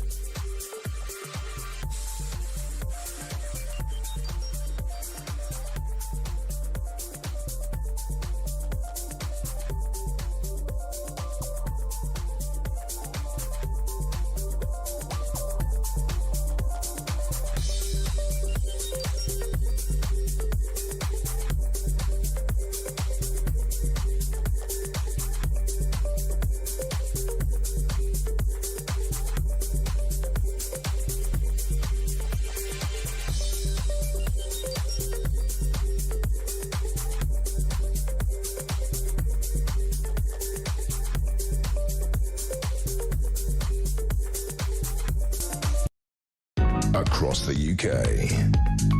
On DAB+. On YouTube. On your mobile. And on your side. This is Talk. Welcome back, 21 minutes to 8 o'clock. Yes, Julia Hartley-Brewer from 10, Ian Collins from 1, and Kev O'Sullivan on Drive. It is Talk, the home of common sense. Sean, good morning. Morning, Jeremy. Sean from Grimsby. Do you know what? I'm fed up of hearing this Labour government about colonisation and all this type of guff. You know what, mate? I reckon the Falklands will be next. It's a little island miles away with a Union Jack on, which the Labour Party do not like. And let me just put it straight. Right, if we didn't colonise half these countries, mate, we left them in a far better state than there was before we got there. You know? So a bit of gratitude won't go amiss. Great show, mate. My opinion would be that we did make mistakes. We did some very good stuff. But I don't want a government that's apologist. I want a government that deals with the issues and the problems that are happening in this country right now. Next, a man who is in the middle of a worldwide tour. He's left the normality of this studio and this station to become an icon. Peter Blexley, former Met Police... Well, doesn't look very icon there. He's sat in a car. Where are you, dear? Where are you? I'm in Bath this morning. I'm heading to sold-out Newbury tonight and Bournemouth on Friday. Mate, it's full on for you, isn't it? My parents lived in Bath, very classy there. Are you going for a bath, or are you just... What are you going to do for the day? I performed in Bath last night in front of hundreds and hundreds of people. It was a beautiful place. We might stop at a pub for a nice bit of lunch today. You haven't told the truth, have you? The wife's driving. You've got it well licked, you have, Blexley, haven't you? Well licked. I have indeed, thank you very much. And he's on his best behaviour because the wife sat next to him. Peter, I wanted to get very quickly your response to this astonishing story yesterday. We saw Mandelson a couple of days ago, led from his house at 4:30 in the afternoon, looking very ashen-faced and led away by the Metropolitan Police. He was then released, I think, about 1 o'clock in the afternoon and did usual Mandelson stuff by starting tweeting out, "This is a disgrace. I'd agreed to come in and talk." Apparently, the Met Police were tipped off, and it transpired yesterday, tipped off by the Commons Speaker Lindsay Hoyle, who's now up in arms that the Met leaked that it was him. Another damning indictment of the Met Police, Peter Blexley. Utter stupidity on behalf of the Metropolitan Police. Let's use some language here that hopefully we can all understand.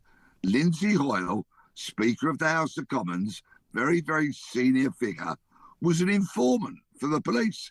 He received some information that Mandelson might be a flight risk, so he went to the police and he told them. Now, that kind of information and the source of that information should be treasured, looked after, kept confidential.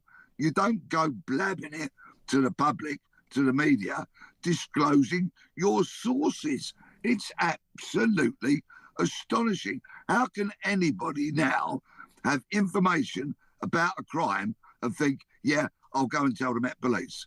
Because if this is anything to go by, they're going to expose your identity.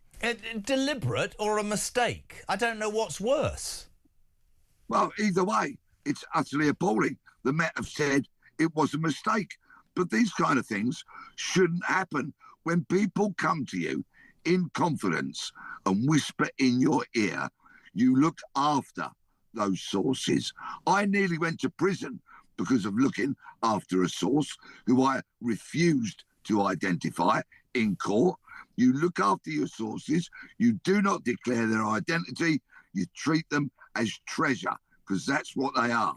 Can we look at the other side of the coin? It was pretty duff information, as it turned out, wasn't it? Because the British Virgin Islands are British territory and there'd be an extradition treaty, for Christ's sake. Did nobody at the Met Police go, oh, that's a fact, let's not make such a spectacle of ourselves?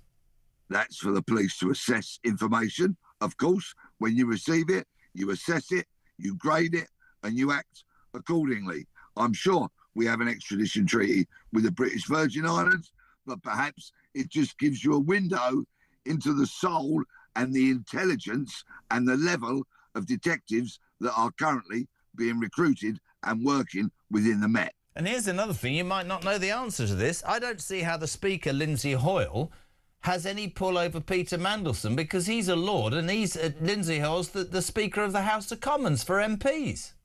Lindsay Hoyle did the public-spirited thing. Okay. He received some information and he passed it to the police. Fair enough. The other story I wanted to pick up on before you head off to yet another sold-out night. This is obvious.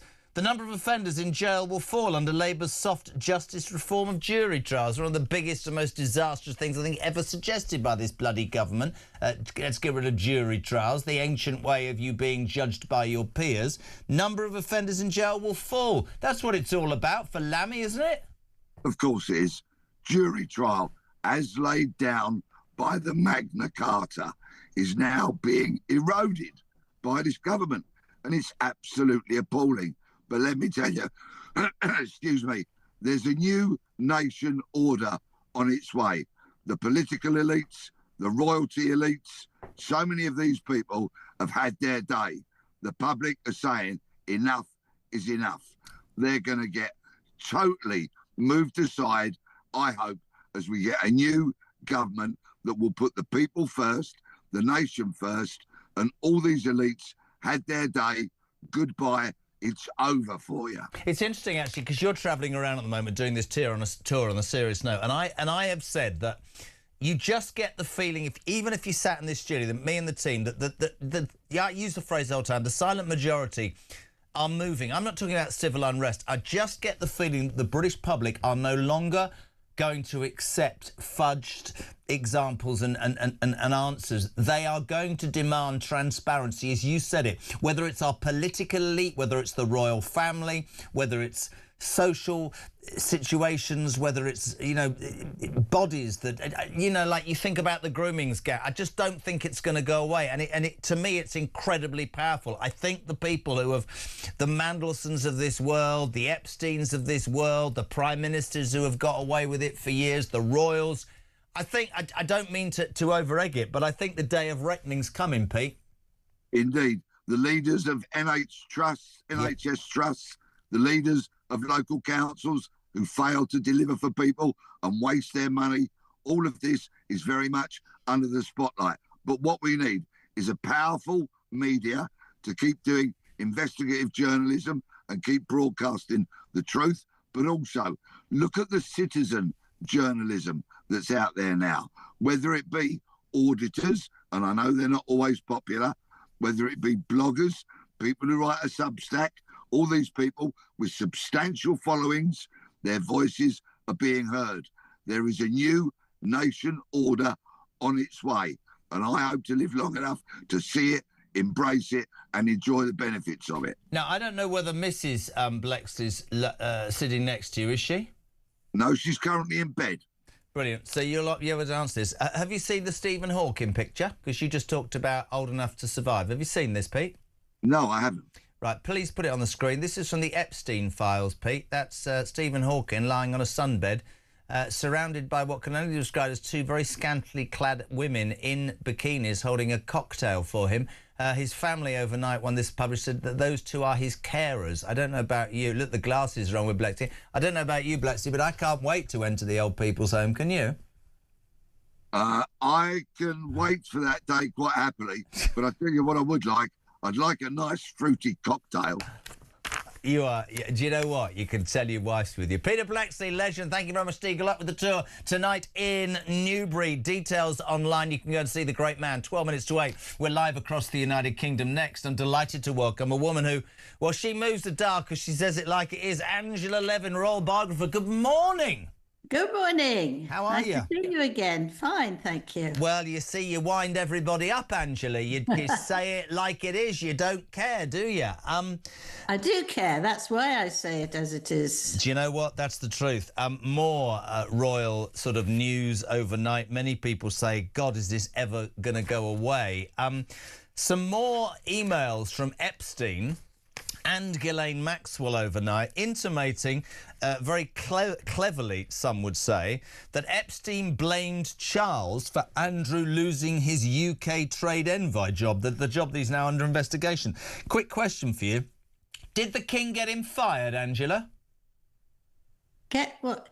No, he managed to get him away. He didn't want him to have the job. He thought he wouldn't be worth doing it. International trade and investment. He wouldn't have done it properly, and he didn't want it. But Tony Blair, who was Prime Minister then, absolutely wouldn't take that. And Mandelson absolutely wanted it as well. So he lost it. So I imagine after all that time, they'd seen what had happened and obviously recognised that it wasn't what they wanted. So he just stopped it. I'm very pleased he did. Well, of course, the job that he is accused now of taking, you know, bungs and setting up meetings and, you know, giving out confidential information to make his mate's life, predominantly Epstein, but other people as well, a lot better. And people are talking about an abuse of power.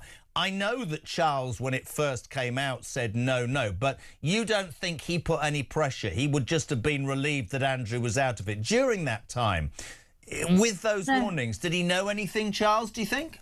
Yeah, well, I don't know, but I think he couldn't do it. I mean, he has to do what the Prime Ministers say. He's not got the chance to say that I definitely want to do that. But there must have been something after those 10 years that he said, look, that's enough, and they let it happen.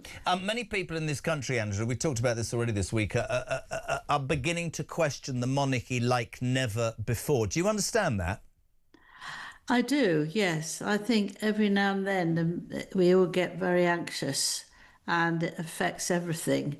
And this is another one. And it's very dangerous what's happened. And you don't know who to believe. You don't know if they're good, if they're bad, if they're doing things that are terrible, you know, when we don't know. You don't know them anymore. And that's the point. People are questioning the monarchy like never before. Yesterday I had Di Davis on, the ex-royal bodyguard, and he said he believes that this will carry on, and it might well be that the King and William might have to be questioned by the police, Angela Levin. I don't think they will ask they won't. The King doesn't have to do that. Absolutely not. So, you know, I'm not worried about that. He doesn't have to, and he won't go to any... No, you say he doesn't have to, but he said he would cooperate fully. My question, and we both know that Charles cares deeply about the monarchy, right?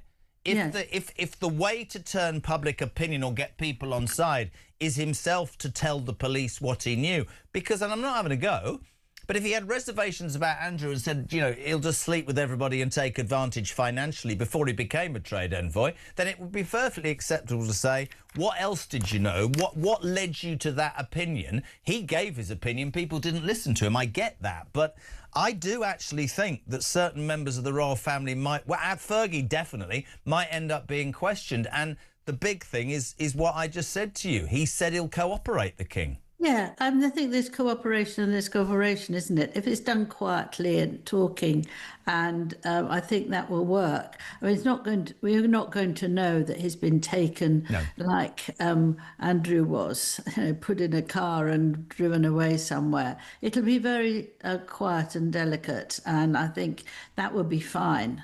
But if he was taken, if they had a meeting and they had a delicate conversation, here's a question for you. Do you think that the King would refuse to answer any questions about Andrew?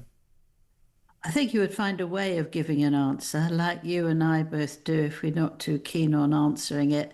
You can just, you know, move gently to the left or the right. And I think he will be wanting to get as much as he can and get it over.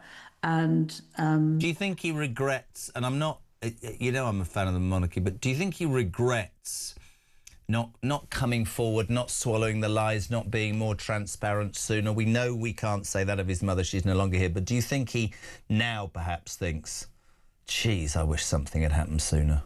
Well, we all do that, don't we? I mean, it's this huge sort of terrible amount of things, millions and millions of things that are coming over. And you don't know that what's in there. And I think that he has done his best. I think he was nervous because Andrew's not very nice to him and he's not very nice to Andrew. Do you think he'll ever speak to Andrew again? Do I think he will ever speak to him? Well, I don't know. But I doubt he will ever have a nice conversation. You know, he might just say, something very simple, but I don't think he wants to go anywhere near. That's why he moved him. He doesn't want to go anywhere near him. He doesn't want to see him. He doesn't want him to come up to him if there's, whatever's going on with the royal family and have a laugh or smile. He doesn't want to have anything to do with him. Do you think the ex-Prince Andrew would ever set foot in Buckingham Palace or any of the major royal residences ever again? No, I'm sure not. One of the things that I wanted to ask you, we've only got a couple of minutes, is there's obviously a couple of people, one spectacularly, I imagine, called Meghan Markle, who have been rubbing her hands in glee. I'd love your response to the fact that she and the ginger one have suddenly landed in Jordan on an unofficial 2-day humanitarian visit, meeting teenage victims of the wars and shaking hands. She's loving this, isn't she? Yes, and I think it's disgusting. I want to get extremely annoyed. These crazy things that mean nothing, and she does it to try and have photographs. It's just to have photographs. But I was very surprised and upset this morning when I hear there's a lot of Hamas in those people that she saw yesterday and the day before. They're supporting staff. And so we've got terrorists that they go around shaking hands and saying, hello, how are you? It's also dangerous because Iran is threatening to war and they're gone to Jordan. They won't come to London, they won't come to the UK, but they won't go to Jordan where at any moment there can be a war. You're saying that Meghan Markle's hanging out with Hamas terrorists? I'm not saying she's hanging out with them, but some of the people who are running these events in Jordan are Hamas. And they were had things with their name, their numbers on it and their name, and yeah.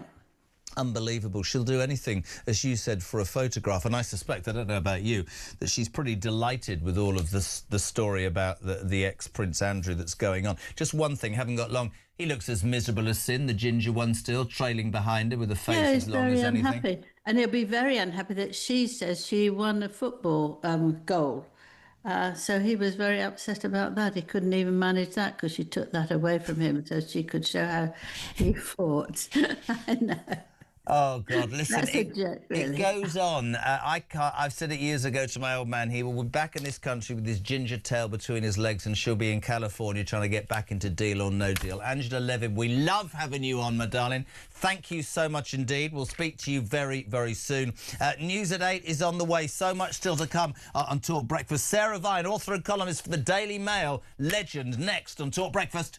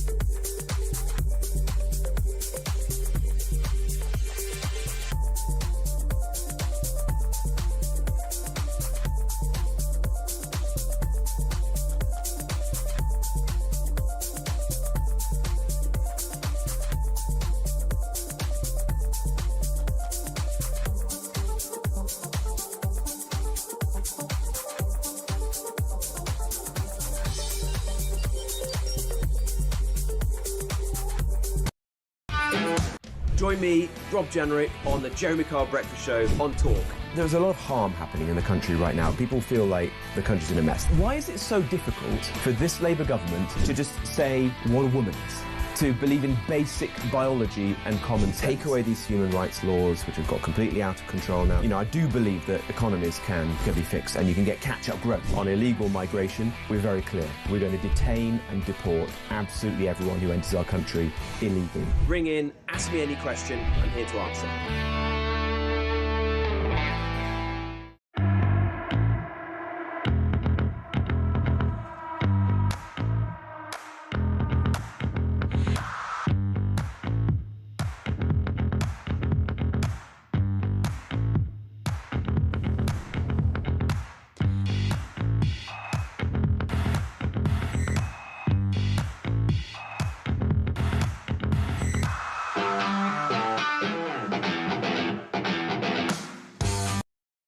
Across the UK, on DAB+, on YouTube, on your mobile, and on your side.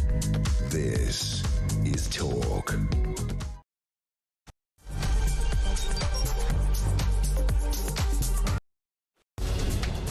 Labour MPs, they say, listen, Keir, your position is untenable. This is all about appointing that rat, Peter Mandelson. We've now had another resignation from number 10. The plot is thickening, the noose is tightening. His failings are internal. He's useless, incompetent, has no political judgment.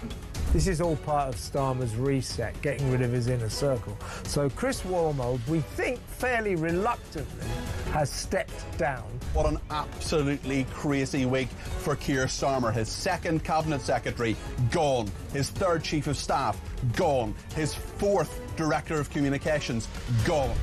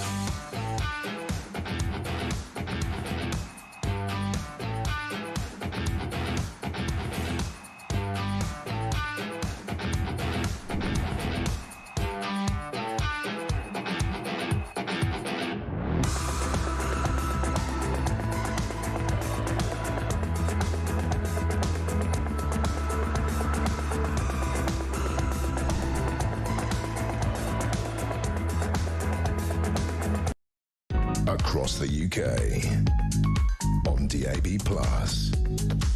on YouTube, on your mobile, and on your side. This is Talk.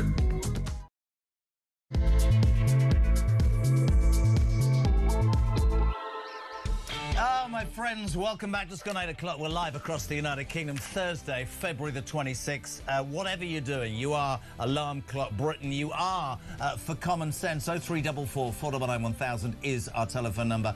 Leave a voice note for Christian. You can have a chat. You can send a text 87222. What are you waking up to? Well, I disagree with Mr. Woolley. It could be U-turn number 16 on the Chagos Islands. Yes, Starmer under pressure yesterday. Pausing it. No, I'm not. Yes, I am. I'll do exactly what Donald Trump tells me. Frightening news this morning that not only do they want to give away the Chagos Islands and 35 billion quid, possibly Gibraltar as well, which has led to Brian in Coventry saying, if it carries on like this, Coventry will be the only place that hasn't been given away by Keir Starmer and his human right cohort of idiots.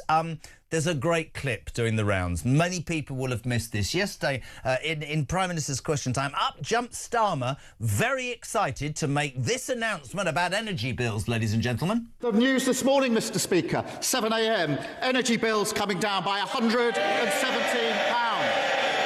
for millions of families and young people struggling. That's guaranteed money off bills in April, driven by the action that this Labour government has taken. We promised to cut the cost of living. We are cutting the cost of living. I'm not very technically good, but a thing called Twitter that's now called X has a thing called a community note where the bosses of them say, you shouldn't have said that if you're lying. This was a few hours later when they said, no, sorry, they haven't gone down by £117. Energy bills are now £73 more expensive than when you came to power. So stop telling little porky pies, you naughty boy. Plus, the weather yesterday in the United Kingdom was warmer than Dallas, which meant that 545 new illegal migrants, no, not women and children, but young men who throw their details into the sea, short of wherever it's supposed to be, arrived. There's a story this morning that it took them, shocking this, 29 minutes and 45 seconds to get through Border Force. They were actually all 48, but they said they were 11. Straight in, have a lovely day. We're still giving the French millions of pounds and getting nothing in return. Dan, good morning. Morning, Jezza. It's Dan from Kent. All this talk about we needed to defend our beaches from the dinghy migrants is all tosh. They only have to come halfway. Remember that. They get picked up halfway by Border Force or the RNLI and then brought back to our shores. It's like a all-inclusive package to these migrants. They paid their money, they get looked after all the way. And when they arrive on our shores, that's when all the lucrative all-inclusive deal comes in. And with a government with such a huge majority that could stop this overnight, Keir Starmer looked in the mirror and says, I'm going to smash the gangs. No, Keir, you are the gang. I'm just looking quickly at the footage. If you're not on YouTube, it's just boats rammed full of men, and you think to yourself, right, so British taxpayers have got to make sure that you're housed, clothed, got a mobile phone and see a doctor. The world's gone barking mad. I've done this for a long time. My next guest, I just am always very honoured that she's on. I'm completely in awe of her as a writer. Sarah Vine, good morning. How are you? Good morning. How are you? How are you? You've had the hair. What's happened with the hair? The hair's changed, Sarah Vine. Look at that. The hair. What do you think? It's a morning of the bobs, all going on. Yeah. I think it's spring, you know. You don't want long hair in spring. No, you don't want long hair in spring. What you want is nice weather so lots of migrants can come in. Have you seen this? I've got so many things to say about this. Shall I just do it in a list? Do whatever you want. Okay. I'm delighted to have you here. Number one, the only people who need refuge are women, particularly from Afghanistan, Syria. You know, they're the ones who are being properly oppressed here, and they're the ones who need us to help them, not a load of working age young bucks who are obviously crawled over the bodies of women and children to get on those boats. I mean, it really enrages me because, you know, there's a crisis going on for women around the world in countries where the Taliban and far-right Islamists have taken over, and we should be helping them, not these people. Number two, I'm not allowed to mention there's a by-election, but I can't say it. But I can talk about Zach Polansky. Can I talk about Zach Polansky?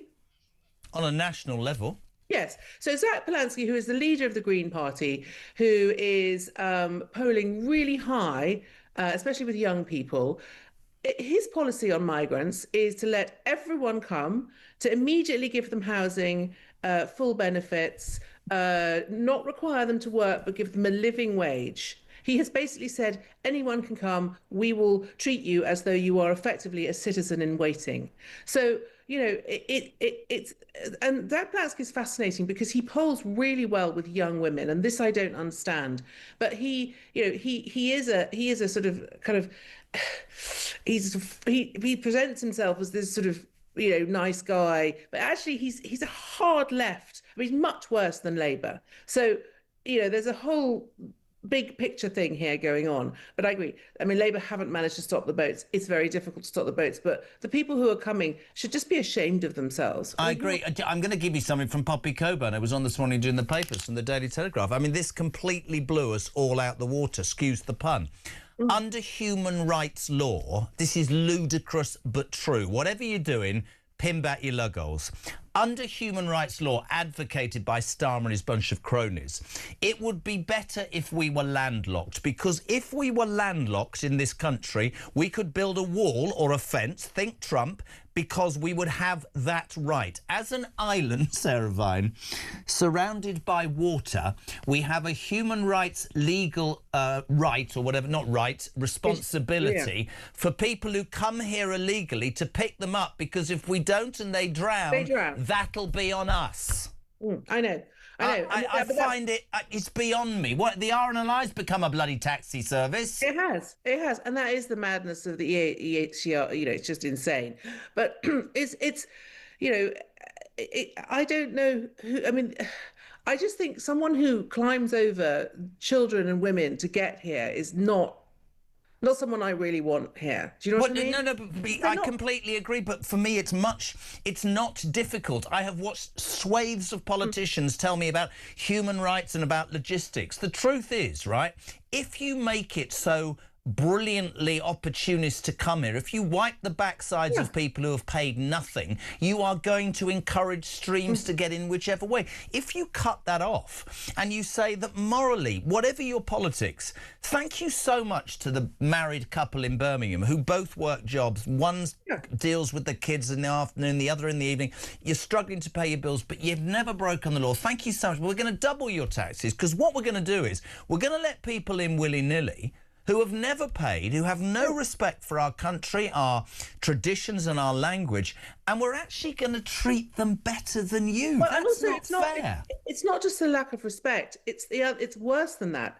They actively seem to despise us. Yeah. A lot of them, it's unfortunately, it is fact. If you look at the figures and if you look at the sort of the amount of assaults that we see perpetrated by migrants, it's not the case that they are coming here and going, thank you very much. I've come here because I've tried to get away from something awful and I want to live in your country because I think it's a civilized place. That is not what is happening. No. If that was what was happening, it would be okay. But it's not. There's a total that we are importing a culture that, and I'm sorry to bang this drum again, that hates women. Yep.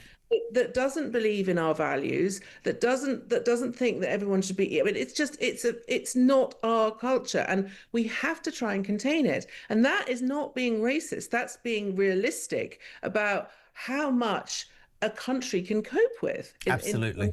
In terms of... To me, it can't be deemed racist. You're right. Look what we did with Ukraine, and I'm with you. We are always and always have been ready to protect those who are vulnerable. But the BS that is spouted about we're leaving war-torn countries, no, you're not. You're leaving, OK, you are leaving a tent on a French beach, and whether people like this or not, the truth is you are coming to a 4-star hotel, you'll see a GP and a dentist, get a mobile phone and a credit card, you'll probably get benefits, and you're a lady and you're a woman and you've just said it, and so have I, you will probably, 1,000,000%, many of you, will go and attack somebody, and predominantly a woman, and that is fundamentally wrong. So it's a safeguarding issue. Yep. We've seen what's happened with all of we've got case after case of people who have come on these boats doing terrible things. There was a 12-year-old girl who was literally dragged out of a playground by a guy the other day and raped while he filmed it on his telephone laughing. I mean, that this is just. I mean, I know that people from this country do things like that as well, but that's not a reason to exacerbate it by having people come here who don't follow our rules. And the thing is, if you make it a really lovely push, your previous caller was right, it's like a sort of all-inclusive super duper package. Come here and you get all the stuff that you want that you can't get anywhere else. To be perfectly honest, if you're an illegal migrant who's come from a country, possibly because you're a criminal there already, and you come here and you do something terrible and you end up in a British jail, you're probably better off in a British jail than you would be where you've come from, because you get all the sort of, you get 3 hot meals a day. Yeah. You get people respecting your religion. You get people, some nice person coming to talk to you about your mental health. Don't start me on that. They'll say, this is the latest thing they say, I'm Christian, or I'm gay, or I don't like... when I say this story to people, they think I'm making it up. I can't go back because my son doesn't like the chicken nuggets in Albania. That was a good one. The whole thing. But this is the problem with the ECHR is it is open to abuse. It's a bad law. I'm not saying that we shouldn't have, be mindful of human rights, but this is a bad piece of legislation that allows people to abuse it. And that's the problem with it. And that's why, Kemi Badenoch is right. We should come out of it. Parad is right. We should not be part of this. It doesn't make sense. It doesn't make sense. Yes. But I just want to talk to you very quickly about... I played the clip at the beginning of there. Up jumped a very energetic Keir Starmer yesterday. He looked like somebody had stuff to pluck somewhere, but he was going, oh, here we go. Here we go. Energy bills. Great news, Mr. Speaker. £117 down. And then X went, you're a liar. I saw that. 73 quid more expensive, you blatant liar. I saw that. I mean, I hope whichever the special advisor who made that mistake is having his feet roasted gently over a fire this morning. But you know what you've just said, right? You think McSweeney, you think, Chris Womold, what are the other one that went, the other Tim guy? The fact is, he has surrounded himself and continues to surround himself with the most incompetent people I've never come across or thought about. Did you see the debacle over the Chagos Islands yesterday? I was working yesterday afternoon. It came through on PA. Government minister says Chagos Island deal pause because of Trump. Number 10 says, no, it's not. And then about an hour later, Number 10 said, oh, no, it is. But he's not in control. And he's a dead man walking. This is the problem. He's not in control. They're keeping him there because he's useful. He catches the bullets now. I mean, that's literally the situation that he finds himself in. He's had so many U-turns. Well, I think it's a 15 or 16, depending on whose tally you accept. And the point is that he's talking about now potentially doing a U-turn on student fees. Every single thing that he's changed his mind on practically has been pushed by the opposition, by Kemi Badenoch, who has forced him into doing it. So it's fascinating watching it because actually she's mounting a very aggressive, very effective opposition to his policies that she disagrees with. And he is capitulating because he doesn't have the confidence and he doesn't have the backing of his ministers. And this is a problem. Sorry, my cat is here. We love the cat. I'm going to play that clip for people just tuning in because fair's fair. You make a really good point. Kemi Badenoch was on fire yesterday afternoon. Everything really? He's done. She is making the running. But you know what I'd say, Sarah? We're mates, right? I think, sadly, she's William Hague. I think she's the right person at the wrong time for the Tory party. It doesn't matter because the point is she's making him U-turn on bad policies, and that's good. It doesn't matter. At the end of the day, nothing matters. Individuals don't matter in this scenario. What matters is the country and it not going to the dogs thanks to an incompetent government. Let's play that. Can I play that clip? But can I play the Kemi clip? Because she absolutely roasted him again. Have a listen to this. The Prime Minister has the cheek to talk about my party being smaller. His party is smaller too, including one MP who was arrested for child sex offences. So perhaps before he gets on his high horse, he should ask why his backbenchers are saying that they're being called the Pedo Defenders Party. I know they don't like it, Mr. Speaker, but I haven't said anything that's not true, have I?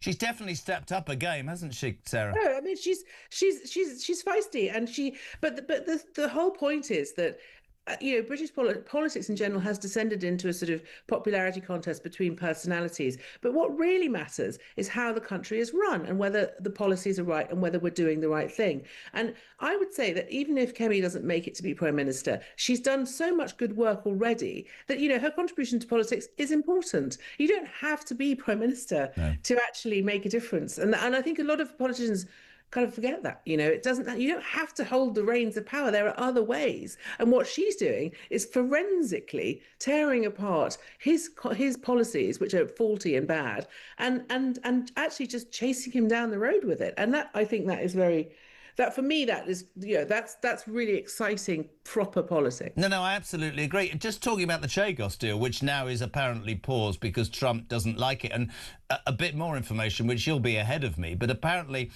under the deal, this is what's enraged Trump is. I mean, this is how ludicrous Starmer is. We would have to let Mauritians know if we were going to use Diego Garcia in a military way, right? Well, Mauritians are in bed with the Chinese, and that Trump's gone, so if I want to launch a raid on Iran, right, you honestly, I've got to tell the Mauritians who tell the Chinese who tell the Iraqis, Iranians. That's how stupid Starmer is. But I don't know if you've heard this one. This morning, Shadow Foreign Secretary Priti Patel has claimed overnight that a draft treaty has already been agreed for Labour to hand the Rock of Gibraltar over to Spain. That's the latest one. Have you heard this? I mean, the thing about the Rock of Gibraltar is that it's an iconic. It's iconic because it harks back to the days when Britain was a great maritime, empire. Yeah. So a lot of people, it's actually. I don't know if I've actually been to Gibraltar quite a lot. I mean, so have I.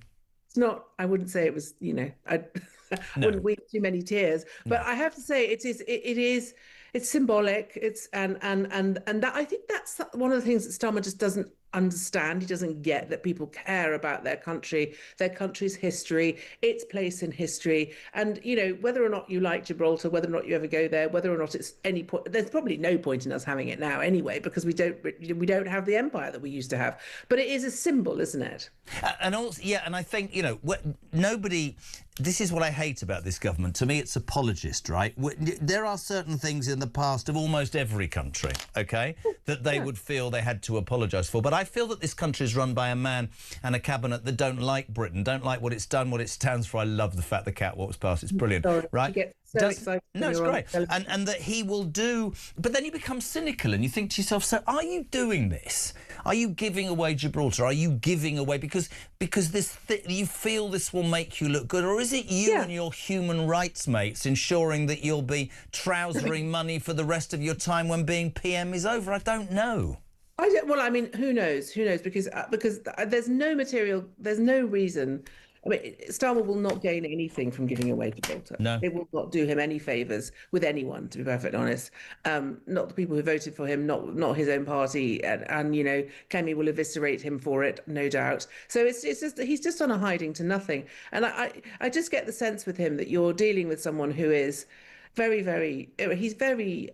His value has plummeted. He is a dead man walking. I'm afraid. He has managed in 18 months to be as unpopular as Boris at the end, Truss, Sunak. He is worse. What it is I think repeatedly is I don't understand, which sounds terrible, how anybody so lacking in political antennae, DNA, judgment, anything, has got to the highest job in the land. It frightens me.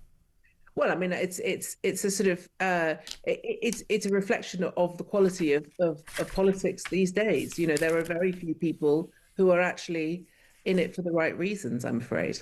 I love having you on. I love the new hairstyle. I'm so grateful. And hopefully next week, around next week. What?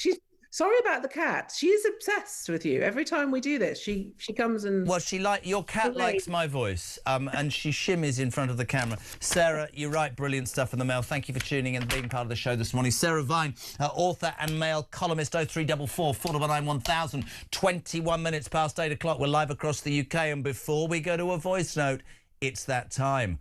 Oliver's sat in the car. Oliver's not going into class until his dad says, "Morning, Ollie Bolly, how are you, mate?" Rissy's in the car as well. The sun is out. Mrs K off to the beach, maybe? I don't know. She deserves it. She's working like a good one. You see I get a few brownie points in there. In you go, I'll see you later. Morning, Steve. Morning, Jeremy. It's been a while since I've listened because I jumped off the Alarm Clock Britain because I was fed up of going to work. Not that I should have. But anyway, just listening about all of these people coming across. We've got a thing called the Channel. Why don't we just take them on the bus to the Channel and send them back?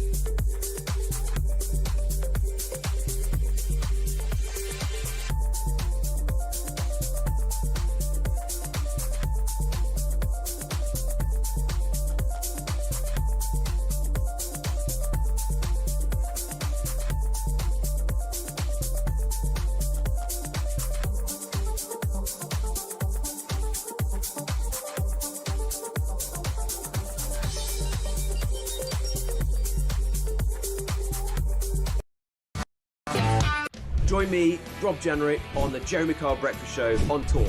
There's a lot of harm happening in the country right now. People feel like the country's in a mess. Why is it so difficult for this Labour government to just say what a woman is? To believe in basic biology and common sense. Take away these human rights laws, which have got completely out of control now. You know, I do believe that economies can be fixed and you can get catch-up growth. On illegal migration, we're very clear. We're going to detain and deport absolutely everyone who enters our country illegally. Ring in, ask me any question, I'm here to answer.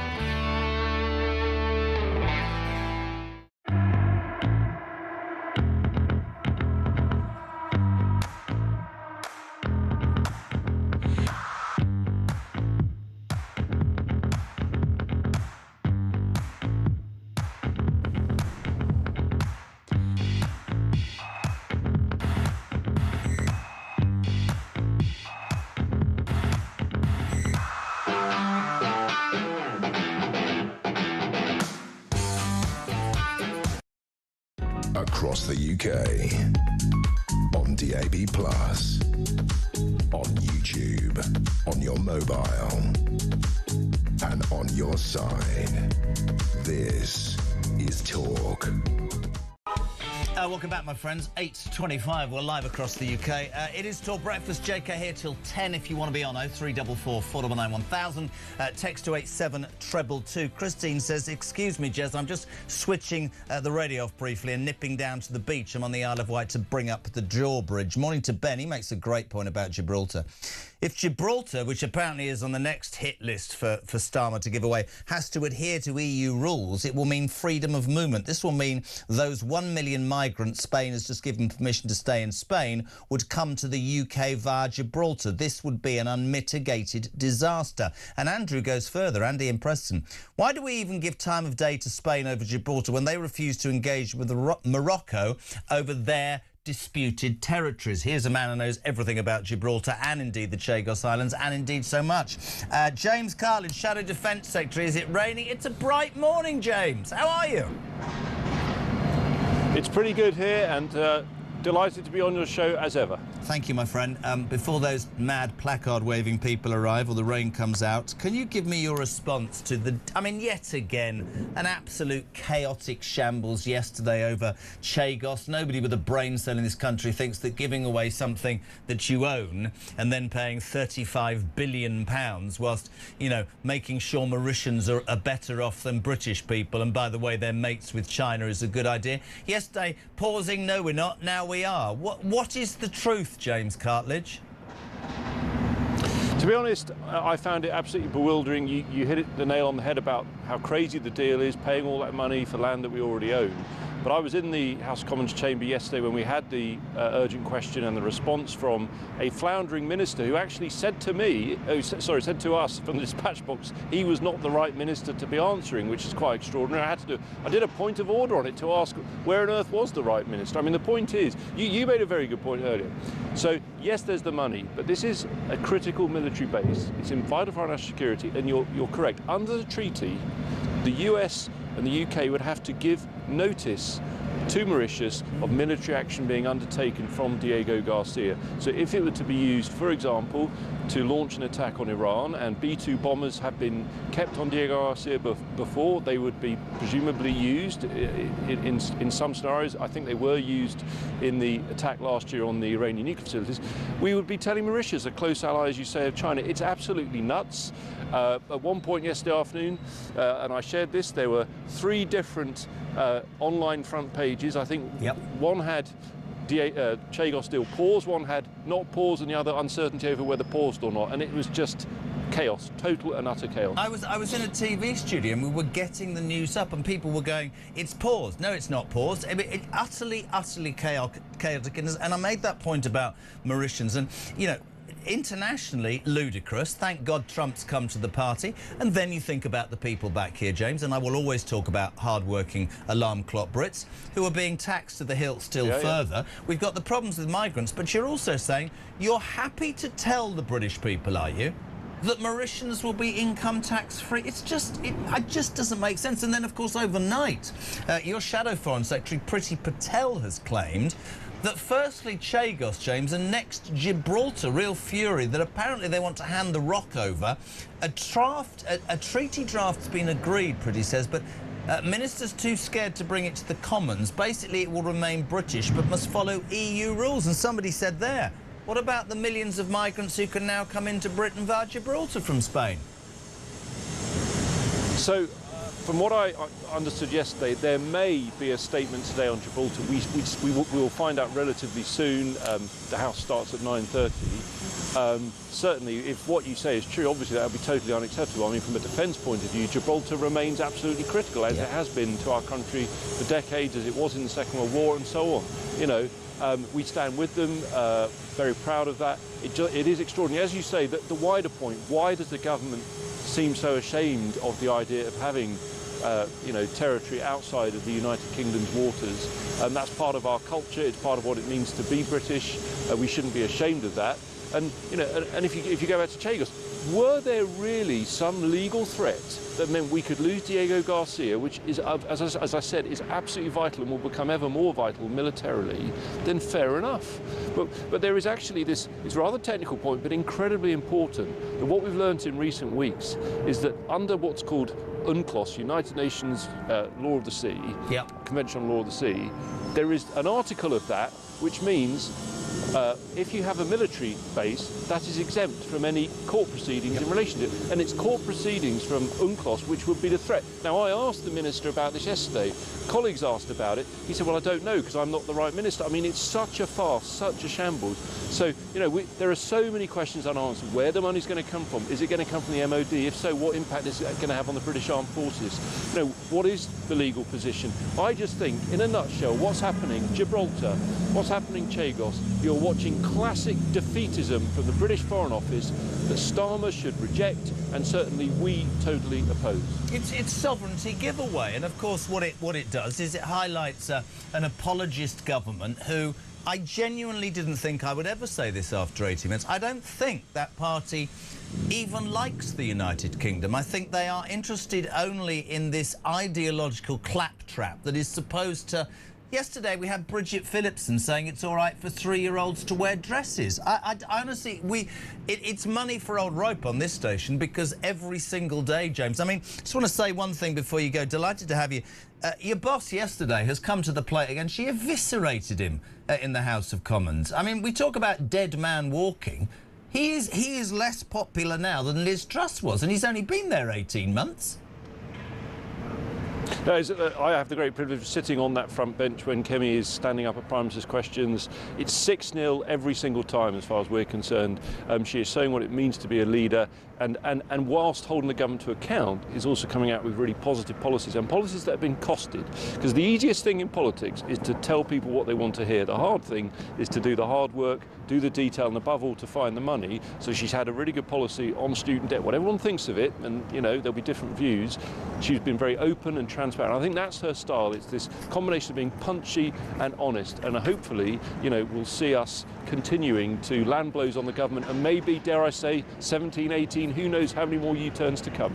Listen, great to have you on, my friend. Really appreciate the time. James Cartledge, MP, Shadow Defence Secretary, always good to have him on. Let's cross very quickly the political editor of The Sun on Sunday. Delighted to say a very good morning. Kate Ferguson, how are you? Hi, good to be here. Oh, God, where do we... Actually, I'll tell you where I want to start, actually. Not on Chagos or Gibraltar or the small boats. I'd like some sort of explanation, because you're a political god, aren't you? You're like Elson. Well, both of you know everything. Yesterday... Lindsay Hoyle, the Speaker, made this statement to MPs and said, yes, just so you're aware, the reason Mandelson was arrested was because I got some information I thought was very important, and I passed it to the Metropolitan Police under, obviously, you know, informant, don't say a word, and they've said it was me, so I think it's very important that I tell everybody. Politically, answer me this, was that just because he's the Speaker of the House of Commons and Mandelson is sadly still a Lord, was that just as a member of the public giving information? What is this story? It's astonishing, really. And there seems to always, like, each day be a new twist, a new sort of soap opera dynamic to this Mandelson drama. So, yes, yesterday, Lindsay Hoyle stood up in the House of Commons and sort of outed himself as the man who had tipped off the cops, saying that he thought Peter Mandelson was going to flee the country off to the British Virgin Islands. Peter Mandelson obviously denies he was going to do that. I mean, I think two things. On the one hand, Lindsay Hoyle, just an ordinary tip-off in that sense. No body's evidence or suggestion to the police is more important than another person's. But I suspect because he is a senior politician, does have that constitutional role in the House of Commons, that they gave it extra credence, really. And so that's but why Kate, it didn't make any sense because the British Virgin Islands is a British territory and he could have been extradited. That's what the whole thing's just bizarre. But listen, what will be. You're absolutely right. The psychodrama that is Mandelson and the Royals continues.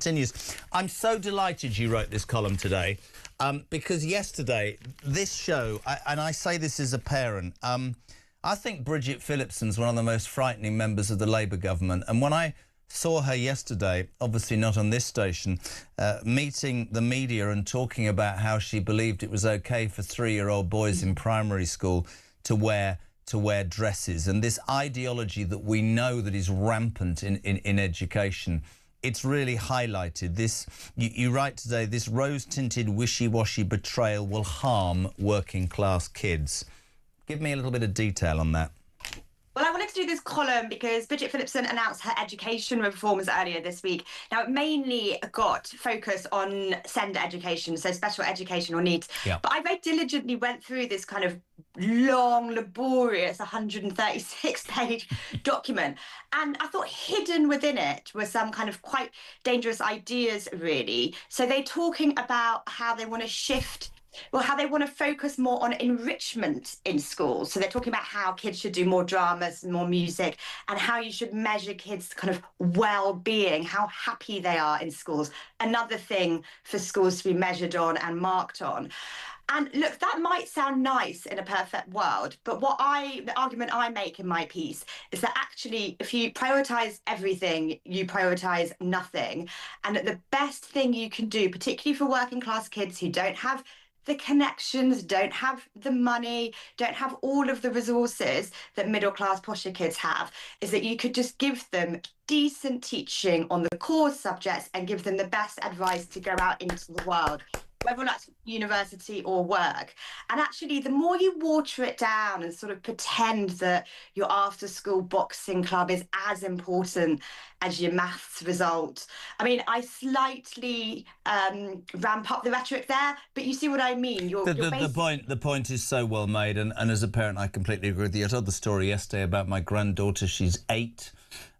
They sat her down in her school, her and her friends, and talked for half an hour, a new lesson about dealing with stress and, being stressed and how to deal with stress. And sorry, I'm old-fashioned. And Mum said, go to bed. She went, I can't, I'm stressed, I need to talk about it. No, go to bed, seriously. Reading, writing, arithmetic, sport, of course after-school clubs, involvement, all those sorts of things. We've got to a point, again, you said you ramped up the rhetoric, I don't think you did at all, where ideology, I'm afraid, has permeated so much of our education system, Kate, and I think that's really worrying, which is why I think it's such an important article. It's happening in universities as well, and you're right about working-class kids. They need to be given the tools to get on with their lives, right? Yeah, and look, the point is that actually what is true today was true 50 years ago. There are certain subjects that you can do well with that will give you the best opportunity to go into university and get a decent degree and a decent graduate job if that's what you want to do.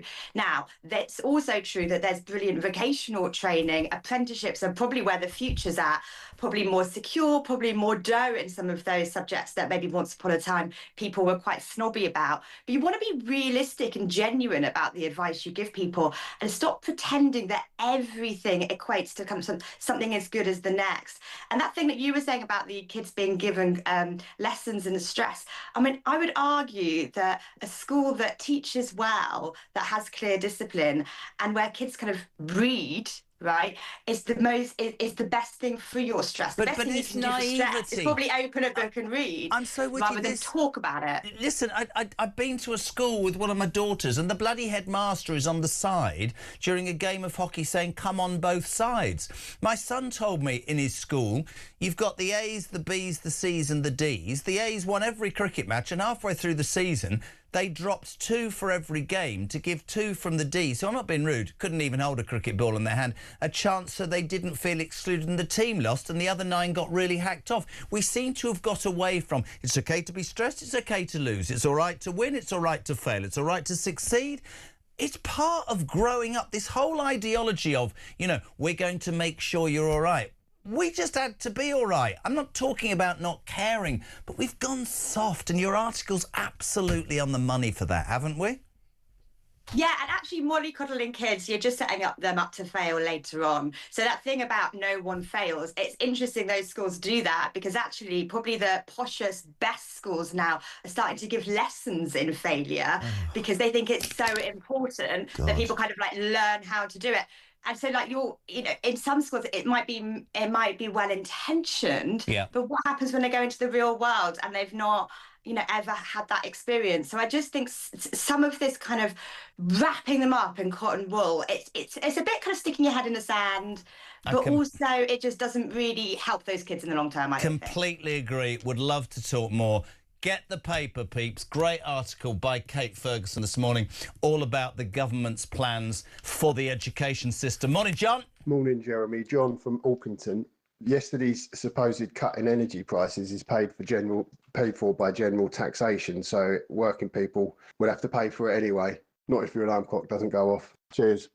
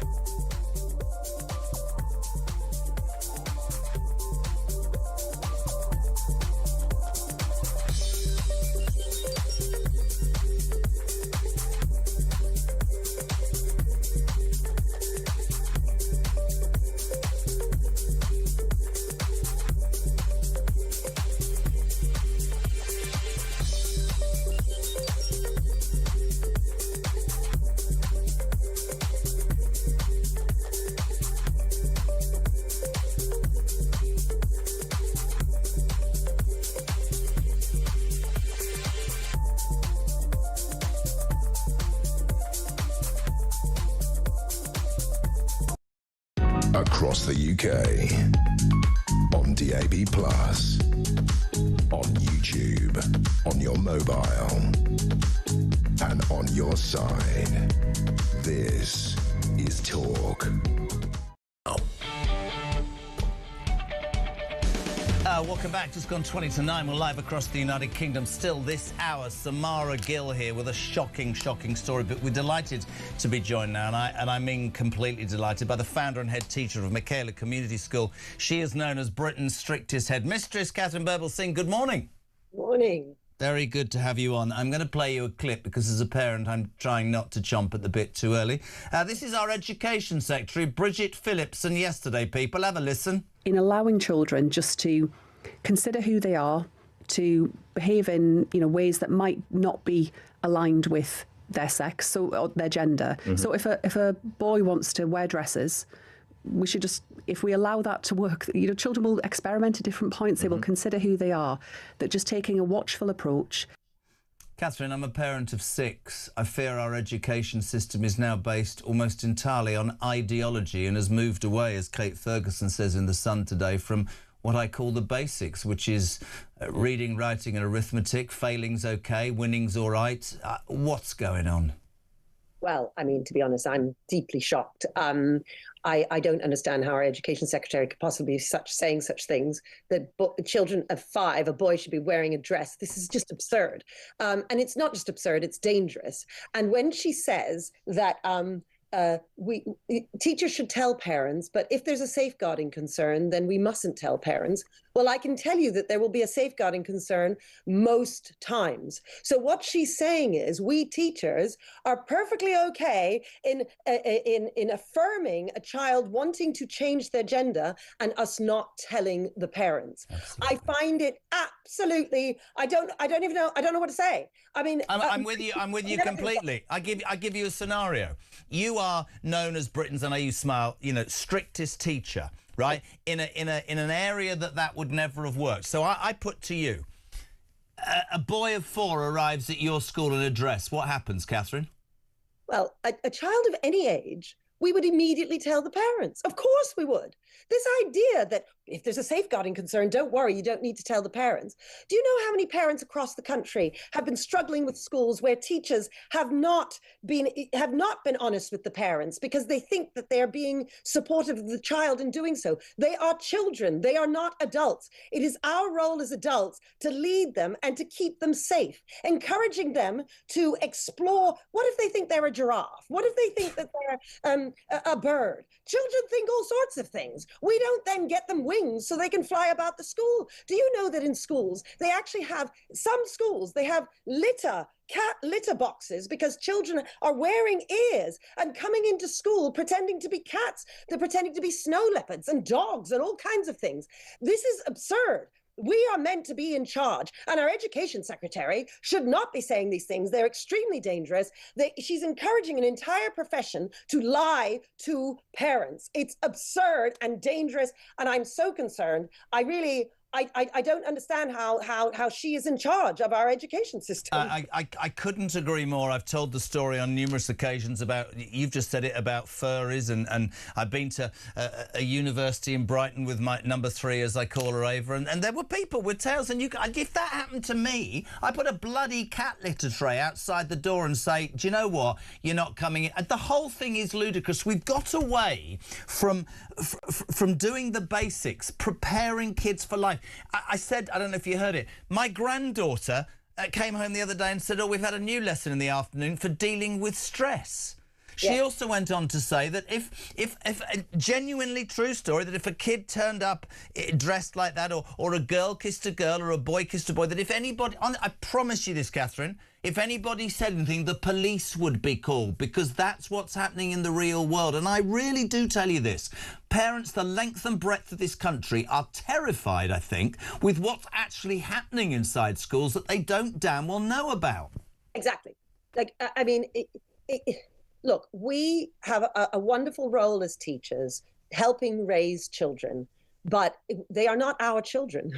They belong to their parents. And so if there's anything that presents any kind of concern, we must immediately tell the parents, and we should never use this idea. Yes, if we feel that the parents are a danger to their children, so if they are abusing their children, in that case, absolutely, we need to handle that with care.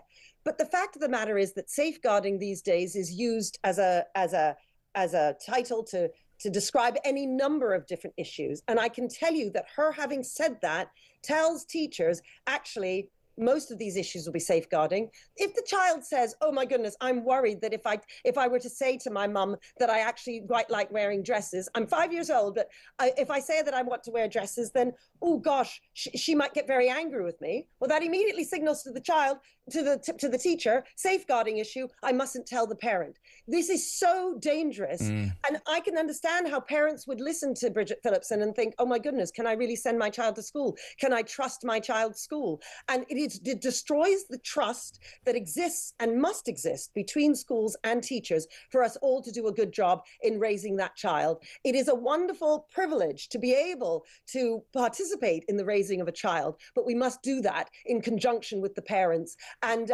common sense. I mean, one of the things that's written about you in the Michaela Community School is that you are unashamedly old-fashioned. It's please and thank you. It's polished shoes. It's uniform. It's that writing, arithmetic, reading, all those sorts of things. My wife, bless her, every night reads to my children when I'm doing whatever, working, whatever, because that's what you do. You go into the school, you talk to teachers, you find out what's going on. They'll talk to you back. you've had tremendous success by doing the very things that so much of us crave, which goes in the face of the ideological crap that comes out of this government's mouths. That's right. And I don't know what to say, really, because it's just so worrying that this is how they think. And the fact is that we are adults, we are in charge, and the children are meant to be in our care, and we're meant to be looking after them. And so children do lots of silly things. Children are children, and that's why we love them, and they're naughty and so on. And that's why we give them detentions and we tell them off. And that's why we also give them gold stars and tell them well done, because we have an idea of where we're trying to take them, and that we're developing them into something so that they can become the sorts of adults that we would admire and respect. They are going to do all sorts of silly things when they're young. We are not meant to indulge them in every fantasy that they've got. That is not our role. And I just, the idea that we're all just mates with our kids, and whether we're parents or teachers, and that we just do what the kids say, it just demonstrates just how far we have lost the understanding of what it is to be an adult and to be an authority with children. I completely agree with this. You know, fear of failure, somebody said their child now has lessons in. Failing's all right. Messing up's all right.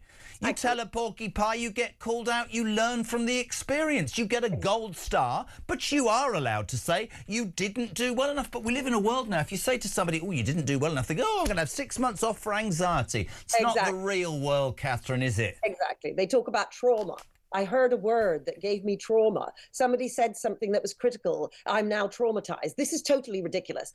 Children need constructive criticism. They need to learn from their mistakes. They need to make lots of mistakes. And they need guidance from the adults in their lives. They do not need weak adults who are then indulging them in certain fantasies because it makes us feel better about ourselves. Can I suggest that if I was ever in a position to be in power in this country, you would be the education secretary with me eyes closed, because you talk complete common sense. And I'd love to talk forever, but you know what it's like when you're doing this. But thank you, and I mean that.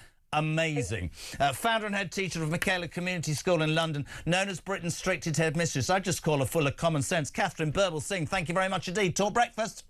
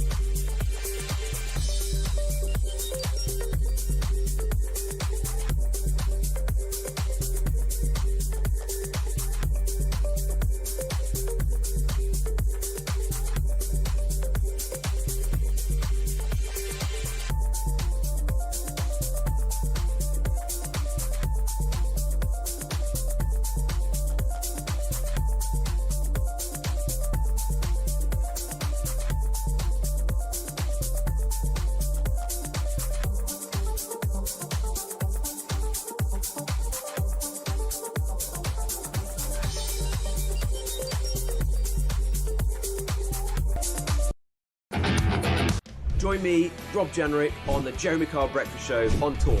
There's a lot of harm happening in the country right now. People feel like the country's in a mess. Why is it so difficult for this Labour government to just say what a woman is?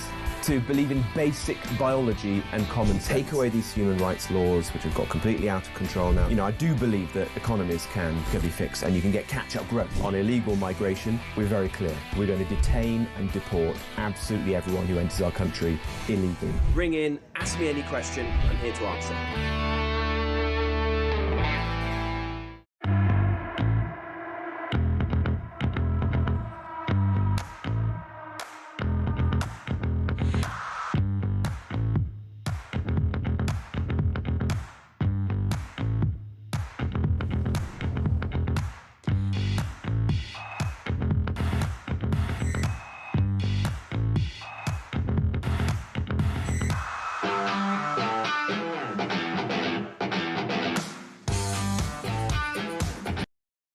across the UK, on DAB+, on YouTube, on your mobile, and on your side.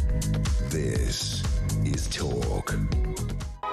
Welcome back. Can I just say, if you have young ears listening in the car or at home, you might want to move them away from the dial. We don't hide away from anything on Talk Breakfast, the home of common sense. A very good morning to our wonderful, wonderful breakfast presenter, reporter, sidekick, legend, Samara Gill. Hello. Hello. Great to be here. This is your moment, because this is extraordinary. Explain, play, do whatever. Well, this is a story that we've been following really, really closely on Talk for quite a long time, but we decided to actually go down to Stoke, where this guy, Jayden Sheeran, lives. Now, Jayden is actually the product of a rape gang.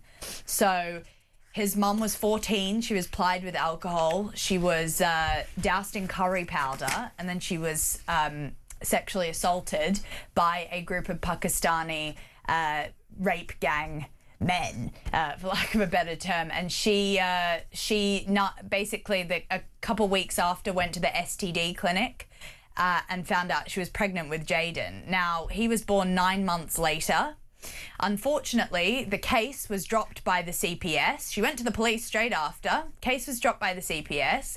Her dad said, there were rumours that it was because she was an unreliable source. And she was a 14-year-old girl at the time. What can you say? Now, unfortunately, the mother was, she's dead now because she had alcoholism and it eventually took her life. But Jayden, who's 19, he's been fighting the good fight for her.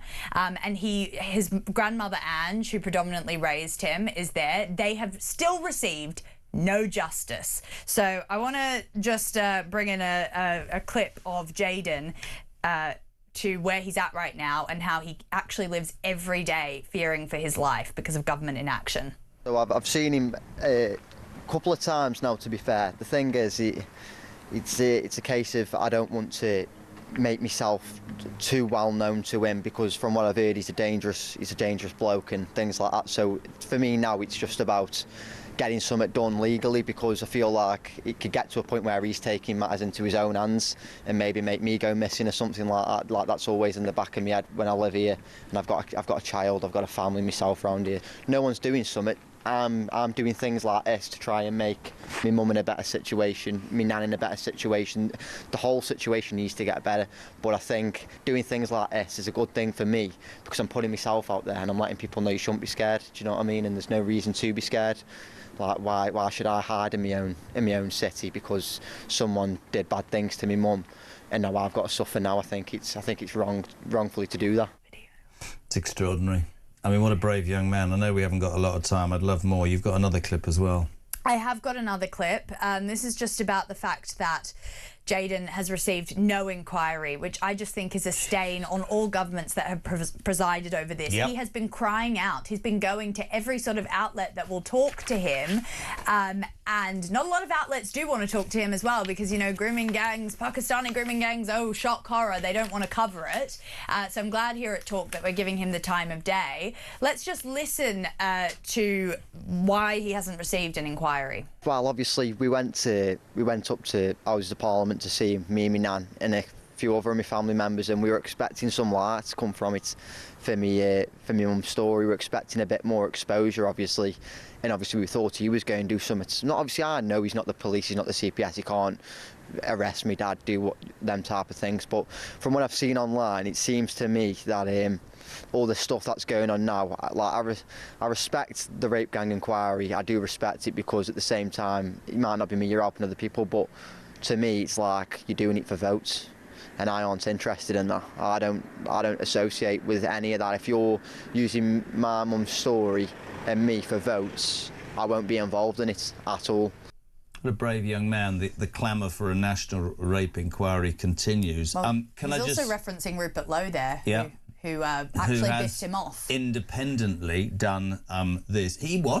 Rupert Lowe actually didn't. Rupert Lowe ghosted him, which is very interesting information. Sorry, I thought Rupert Lowe was setting up his own independent. Well, apparently he brushed him off. Rupert Lowe made them come down there, take photos with him, and then Rupert Lowe never contacted them again. Now, this is all alleged. We're going to obviously... We'll put that to Rupert Lowe. He can come and have that discussion. Shows you a little bit of behind the scenes, maybe, of just how optically illusionary some of these grooming gangs inquiries are. I think the grooming gang scandal is the biggest stain ever in this country. It's right up there with the post office scandal. I think you're absolutely right. It's not just this government, it's successive governments, it's the establishment. That man, a product of a grooming gang rape. How brave is that man? Can I just say, Kev O'Sullivan on Drive this afternoon, sounding great. We'll play that entire package between 4 and 7. You'll also be able to get it on YouTube. That is fantastic work. Must be an honour, though, to meet somebody like that and to see the fight and fire in his belly, right? You know, it really is. Him and Ange are continuing to fight, and don't get our support. I just really think that it's a shame that he can't even take a taxi, he told me, because he's fearful that he'll bump into his biological father, who's a scumbag who should be absolutely locked up for what he did to Jaden's mother. The grooming gangs are still operating as we speak, and that's what he said to me, and that's an absolute tragedy for this country. Imagine how brave you must be to know that your father's a rapist, that he's abused underage women. One of them was your mother, and your fight continues. It's an amazing piece of work from Samara Gill. As I said, on Drive Time later on with Kevin O'Sullivan between 4 and 7, you will get that full package. That'll be brilliant, and also on YouTube as well. It's almost 9 o'clock. We're live across the UK. And coming next, the Shadow Chancellor of the Exchequer for Reform, new position, Robert Jenrick, who defected a few weeks ago. Take she calls on Ring Rob, 0344 499 1000 nearly, or 87222. Start your message with the word talk. News next.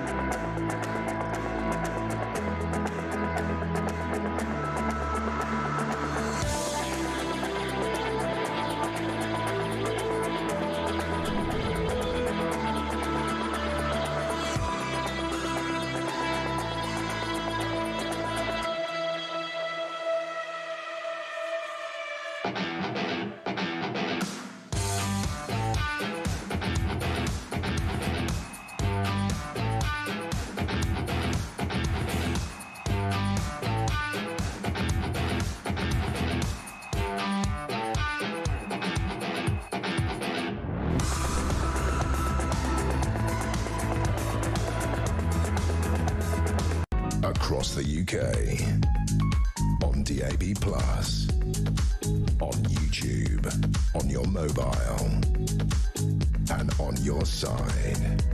This is talk.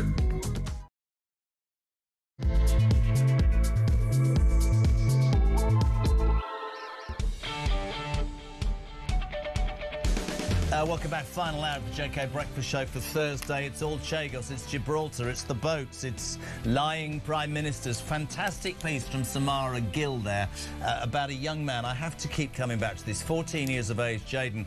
You discover that you are the product of a grooming gang rapist. Your mother no longer here because of alcohol issues, how her life was destroyed. Your grandmother, just a strong lady, brings you up and you are fighting for justice. You heard Samara say, and this is what we were told, that he approached Rupert Lowe, the man who set up, with much fanfare, a grooming inquiry, has ghosted him. I don't know if that's true. That was what was said. We're gonna look into that. My next guest promises to look into that as well. It's time for, ladies and gentlemen, Ring Robert Jenrick, and apparently we've got a new jingle. Rob, here we go. Right.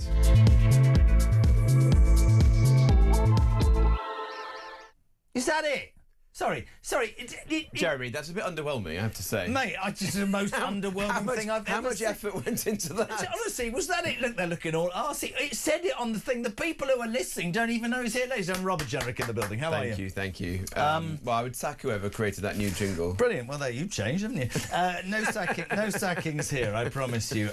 Mate, there's loads of people that want to talk to you about economics. They want to talk to you about an issue. Whatever it is, 87222. Start your message with the word talk. If you want to send a question to Rob, you can call, you can send a voice note, same number as ever, 0344 499 1000. He's here for 45 minutes, so get your questions in right now. Really important. 87222. Start your message with the word talk, and 0344 499 1000. Loads of people already asking about this debacle over Chagos yesterday. Yeah. Will it be Starmer's 16th U-turn? And the most important thing to ask you is, it seems that Trump has jumped around because this is how stupid our Prime Minister is, in my opinion. It turns out that in the deal, we and the US would have to tell the Mauritians if we want to use their Air Force base to launch an attack. And of course, the US is in trouble re Iran. Mauritius is a friend of China. The whole thing's ludicrous, Robert. Yeah, I mean, it is the most ridiculous situation you can imagine. I was actually in the chamber with Nigel Farage and others yesterday when this minister, Hamish Faulkner, was all over the place. He didn't seem to know what was going on. He said he was in charge. They said he wasn't. It was paused, and then somebody or other from Downing Street said, no, it's not paused, but it's not happening. I mean, it's a complete and utter mess. And the biggest thing to me is the money that is going to be spent on this. You know, £35 billion. I don't know what streets Starmer walks, but the people I talk to when I chat to my constituents are worried about the potholes on the road, the waiting lists in the NHS, you know, the taxes that are going up all the time, relentlessly. Imagine what this money could do for our country, and also rather than spending it on this completely insane situation. I completely agree. And if it goes wrong, we're going to pay millions because he's messed up again. We're not going to pay. I mean, certainly not if there was a reform government. I mean, mark my words, we're not going to go and give compensation to Mauritius if this deal falls apart, which I hope it does. And look, in the end of the day, I'm not really interested in what Donald Trump has to say about this. I don't mean that disparagingly. I want the British people's interests to come first. The British Prime Minister should be doing what's in our national interest, and that, quite clearly, is not giving away sovereign territory to the friend of a rival of ours and spending billions of pounds in the process. But Starmer himself said that the deal wouldn't happen if it didn't have the support of the President of the United States. And now, very clearly, the President has said, no, end it, finito. So the whole thing needs to be ditched. Well, overnight, a woman who you're not particularly close to, the Shadow Foreign Secretary, Priti Patel, says there are rumours abounding that they've already prepared a paper on the next thing, which will be the Gibraltar as a thing, giving it to Spain. Well, nothing would surprise me, because you remember it was Tony Blair who tried to get rid of Gibraltar years ago, to betray the Gibraltarians, and then it was only after a similar campaign, actually, to what's happened on Chagos, you know, where Parliament was in uproar, people were very angry that he was forced to back down. At the end of the day, I think they have no regard for the history and heritage of our country. They don't feel the love that many of us have for these places that have been part of our national story for hundreds of years. They have no regard for the people who live in these places, who just simply want to make their own choice. The Gibraltarians clearly want to be British. Remember, there was a referendum not so long ago where almost everyone on the rock said they wanted to remain within the United Kingdom's orbit. And they don't really care about our national interests. What they're much more interested in is this obsession with the myth of international law, you know, prizing being lauded by foreign courts and judges, some of whom, you know, are Chinese and Russian. It's a complete joke over the security interests of our own country. Loads of people to get to. Let's get straight to the phones, Robert. Paul is in Southampton. You through to Robert Jenrick. Morning, Jezza. Morning, Rob. I have a question for you regarding benefits that you said were going to be stopped for non-British citizens, which I agree with. What are you going to do in relation to the Europeans that have been over here for years taking our benefits when they shouldn't really be getting any, because the free movement system said they're not allowed to become a burden on the state that they're actually living in? Yeah, well, really good question, Paul. We come to this at Reform from a very simple principle that we should always put the interest of the British people first. And we simply can't afford as a country, and neither is it fair, to be spending billions and billions of pounds on social housing, on universal credit, on the NHS for people who are not British. You know, the NHS is a national health service, not an international health service. And so we've been very clear that a Reform government in its first budget will end giving any benefits to people who aren't British. How do you determine not British? Well, people who aren't British citizens. You know, I hear this debate all the time. Oh, how can you know, is this racist? Somebody said the other day. It's not racist, is it? It's complete nonsense. If you're a British citizen, then you get all the benefits that come. So if you come here illegally and you're sitting here, it ain't going to happen. Yeah, you're and it's not just people who come here illegally. You know, if you want to come here as a student, as a visitor, on a short-term visa to come and work, then there's no reason why you should be able to get all the benefits of the British state. If I went to live in, you know, India, I wouldn't expect to get a council house. I wouldn't expect, if I got ill, to necessarily get free healthcare. Of course, we want to be a hospitable country to people, but it's just not fair that somebody who is finding life tough at the moment, as so many people are, you know, with the cost of living, all the challenges, as I say, tax rises, bills going up all the time, that hard-working Brits should be paying for other people from other parts of the world to come here and take advantage of our welfare state. Newly ennobled Shadow Chancellor Secretary. Lots of the questions today will be financial. I've got a bone to pick with you. Oh dear. I've heard you on 3 occasions since you got that job talking about alarm clock Britons, Robert Jenrick. Where did you get that from? Ooh, was it one of the country's leading... Good. Well, we could do with a bloody talk next time. And Actually, as Jeremy Kyle says on Talk, it's about alarm clock Britain. Very good. Well, someone did say it was Nick Clegg, so it's either Jeremy Kyle or Nick Clegg. Yeah, I'd rather it was Jeremy Kyle. Yeah, you're right. Let's go to Huddersfield. Russell, you're through to Robert Jenrick. Good morning. Good morning to you both. Yeah, it was just about the Renters' Rights Act. Are you going to overhaul that if you get in? Let me explain why, because some of our opponents, like Labour, have said, well, is this an assault on the millions of people, particularly younger people, who are renting in this country? No, absolutely not. You know, this may have been well-intentioned legislation, but it's been completely misguided. What's happened is by loading unfair regulations on perfectly good landlords, particularly the small landlords, you know, accidental landlords, people who we know who've chosen to buy a property for their savings, because perhaps they don't understand or trust the stock market, perfectly normal and legitimate thing to do. By loading regulation onto those people and making them worried that they won't be able to sell it when they need to, they won't be able to get rid of the bad tenants when they have them, they're leaving the market. And as a result of that, there are fewer rental properties and the cost of renting is just going up and up and up. You know, that we see it in our big cities, but we also see it in small places as well, where the rental market is much, much tighter. And that's not good for anyone. It's certainly not good for the landlords, but most importantly, the people I really care about are the renters. It's not good for them either. So we are going to get rid of it. There may be things that we can do to improve the position of tenants. For example, giving people a proper notice period. You know, if you've got kids, you don't want to be asked to leave your home which is perhaps near to school or near to work, and have only 30, 60 days notice. So maybe there are things that we can do with careful thought to give people the rights that they need. But the present piece of legislation that Labour pushed through, actually also with which had come under the last Conservative government with Michael Gove, who'd developed it, it is ill-conceived, it's hurtful to the very people that it's setting out to support. And on the housing market more generally, the biggest thing we can do is stop mass migration. 90% of the deficit of new homes in this country is because we've had so many people coming in recent years. I was going to say, and also in terms of renting with mass migration, how many stories, Christian, have we heard on this show of people saying, we've been thrown out of our house with no notice because our landlord signed a 3-year deal with the government to house 10 illegal migrants and has paid me. And I sort of don't blame the landlord for taking the deal, but then we've got people, again, hard-working, alarm clock Brits who are paying their taxes, who've got nowhere to live. So many people wanting to get on this morning. James says, in Canterbury, what is Robert's reaction to 545 migrants arriving on the busiest day for Channel crossings this year yesterday? Well, it started all over again, hasn't it? It's very clear, smash the gang, stop the boats. These slogans are complete and utter nonsense. The only limiting factor on people crossing the Channel right now is the weather. So as soon as we move out of this bad period that we've had at the start of this year, as soon as the sun is shining and the wind isn't so strong in the middle of the Channel, it's back again. We all know that the only way to resolve this, as some of us have been saying for a very long time now, is a proper deterrent.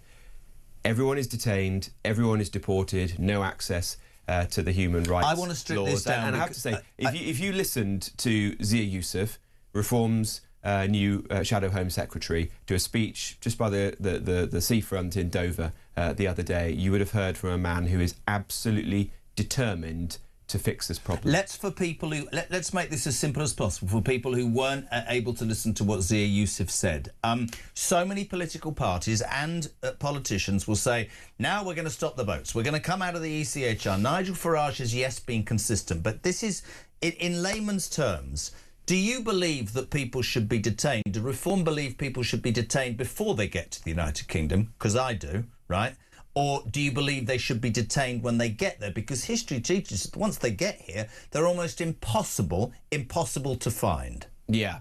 Well, look, once they've arrived here, it's obviously tough. But that's the whole point of what we're saying. We're saying that we're not going to spend all our time debating, how you fix things once people are here, where they're housed. Is it better in a hotel or an HMO or something? No, people are sick of this. People are sick of dealing with the symptoms of this problem. You've got to fix it once and for all. And that means sending a very clear message that if you attempt to cross the Channel, then you will be intercepted. By the Navy? If necessary, yes, absolutely. We've been very clear on that.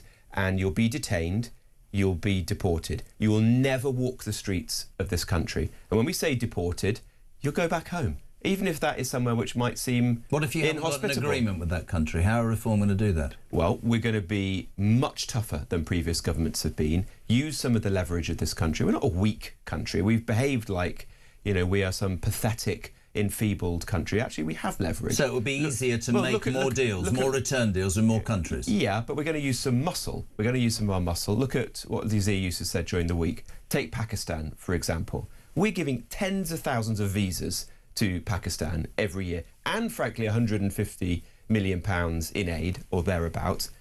Enough. If they don't take back the illegal migrants and the foreign criminals who are in our prisons, well, they can kiss goodbye to the foreign aid and they can kiss goodbye to the visas. We're going to pause that, which means no one from Pakistan will be able to come to the United Kingdom until they change their tune. And that is just what the British people now expect, because the patience of the public has completely snapped. And, when I look at Zia, I see somebody who is very, very determined. And I'm sick of all of these Home Secretaries. Look at Yvette Cooper, look at Shaban Mahmood, who talk the talk, 10 out of 10 for rhetoric, but don't do anything about it. I believe in Zia, we've got somebody who, when he says this, he means it. And that is what the British public now wants. Sarah says about Zia Youssef's speech, he talked to visa bans and the Muslim Brotherhood ban, burqa bans and how to bring down immigration. She says a lot of this would have come under your previous brief. Is he saying the right thing? He is. He's absolutely on the right. And there are other things I thought that he said that were excellent, like taking on Islamist extremism, for example. One of the big challenges in our country today. And he's saying that he's going to direct the resources of the state to tackle that. No more hate preachers in mosques, no more dodgy charities spreading this stuff. The Prevent programme being directed to actually focus on Islamist extremism, because that's what our security services are saying, that 3/4 of the problem comes from. He also said, what I thought was very interesting, that a reform government would recognise that, though of course we're a multi-faith, multi-ethnic society, we are rooted in our Christian heritage, and that's something that's important, and people of all faiths and none can recognise that. And so we're going to take steps to preserve that and hand it on to the next generation. So, for example, no more churches that fall on hard times being turned into mosques. You know, let's ensure that the history that has been given to us by previous generations is actually passed on to the next. But I don't think this government cares about our history. In fact, I think it's embarrassed by it. People are voice noting as well. This is, I'm not even going to prepare you for this. Liv, good morning. Morning, Jezza. Liv from Shropshire here. Great show, as always. I've just been listening about the schools and that wonderful lady that spoke lots of common sense just. And I was having this conversation with my daughter this morning on the back of the conversations you were having, and she says, but Mum, kids can be whatever they want to be. I says, not when it's detrimental to their mental health. I says, if you're encouraging children's fantasies as well, once one starts, kids follow suit. And soon you'll have schools full of cat litters and furries. This is on the back of Bridget Phillipson yesterday, who I unashamedly think is one of the most dangerous people on the front bench, who said that it's all right for boys to wear dresses. We had Catherine Birbalsingh, who should run the education system in this country just now. Absolutely brilliant, saying, look, she said, reading, writing, arithmetic, failing's okay, everybody gets stressed, winning's all right, losing's all right, gold stars are all right, and being told off's all right. All the things that matter. What's Reform's position educationally? Well, firstly, look what Bridget Phillipson said. She said that a 5-year-old boy could come to school in a dress. This is complete insanity. I mean, a 5-year-old shouldn't even really know what transgender is. They should just be enjoying the start to their life without worrying about all of these things that people are pushing at the moment. It's very dangerous, this ideology, and even though the Supreme Court has had to intervene and tell people like Bridget Phillipson, the Prime Minister, what a woman is, enforce in law basic common sense and biology, you still got the education secretary of this country unable to come to the right conclusions. It's a total and utter disgrace. We've been very clear. Enough of that nonsense. We're not going to push this dangerous ideology on our kids. Of course they can make their own choices when they're older, but not when they're children. Preserve childhood. Children should be able to just grow up without having I've got a question. If Reform get in, will you ban puberty blocking tests on innocent kids? Yeah, we've been very clear on that. Terrible. And, Wes Streeting, who supposedly is one of the more sensible people in the Cabinet, has allowed this to continue. I believe it's another thing that's been paused now, but how he even allowed it to get to this point, I've no idea. And in terms of what we want to do to schools, we want a patriotic British curriculum that teaches our young people about our history, our heritage and our culture, and creates a binding sense of national identity to fight all of this division and sectarianism that we see in the country at the moment. The boss has said we're going to break. We're coming back. Keep the calls coming. 0344 499 1000. Text to 87222. Ring Robert Jenrick. I'm not playing the jingle again. It's crap. Back in 3.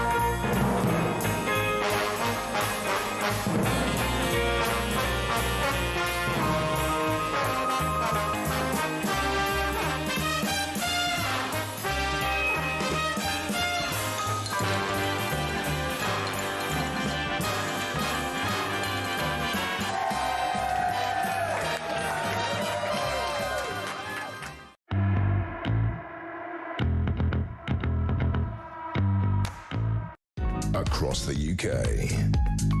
On DAB+, on YouTube, on your mobile, and on your side.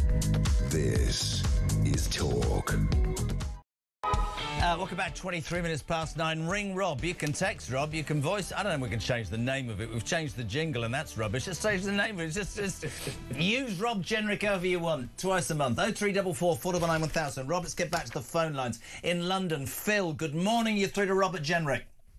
Good morning. So here was my scenario. Here's how something played out for me a little while ago.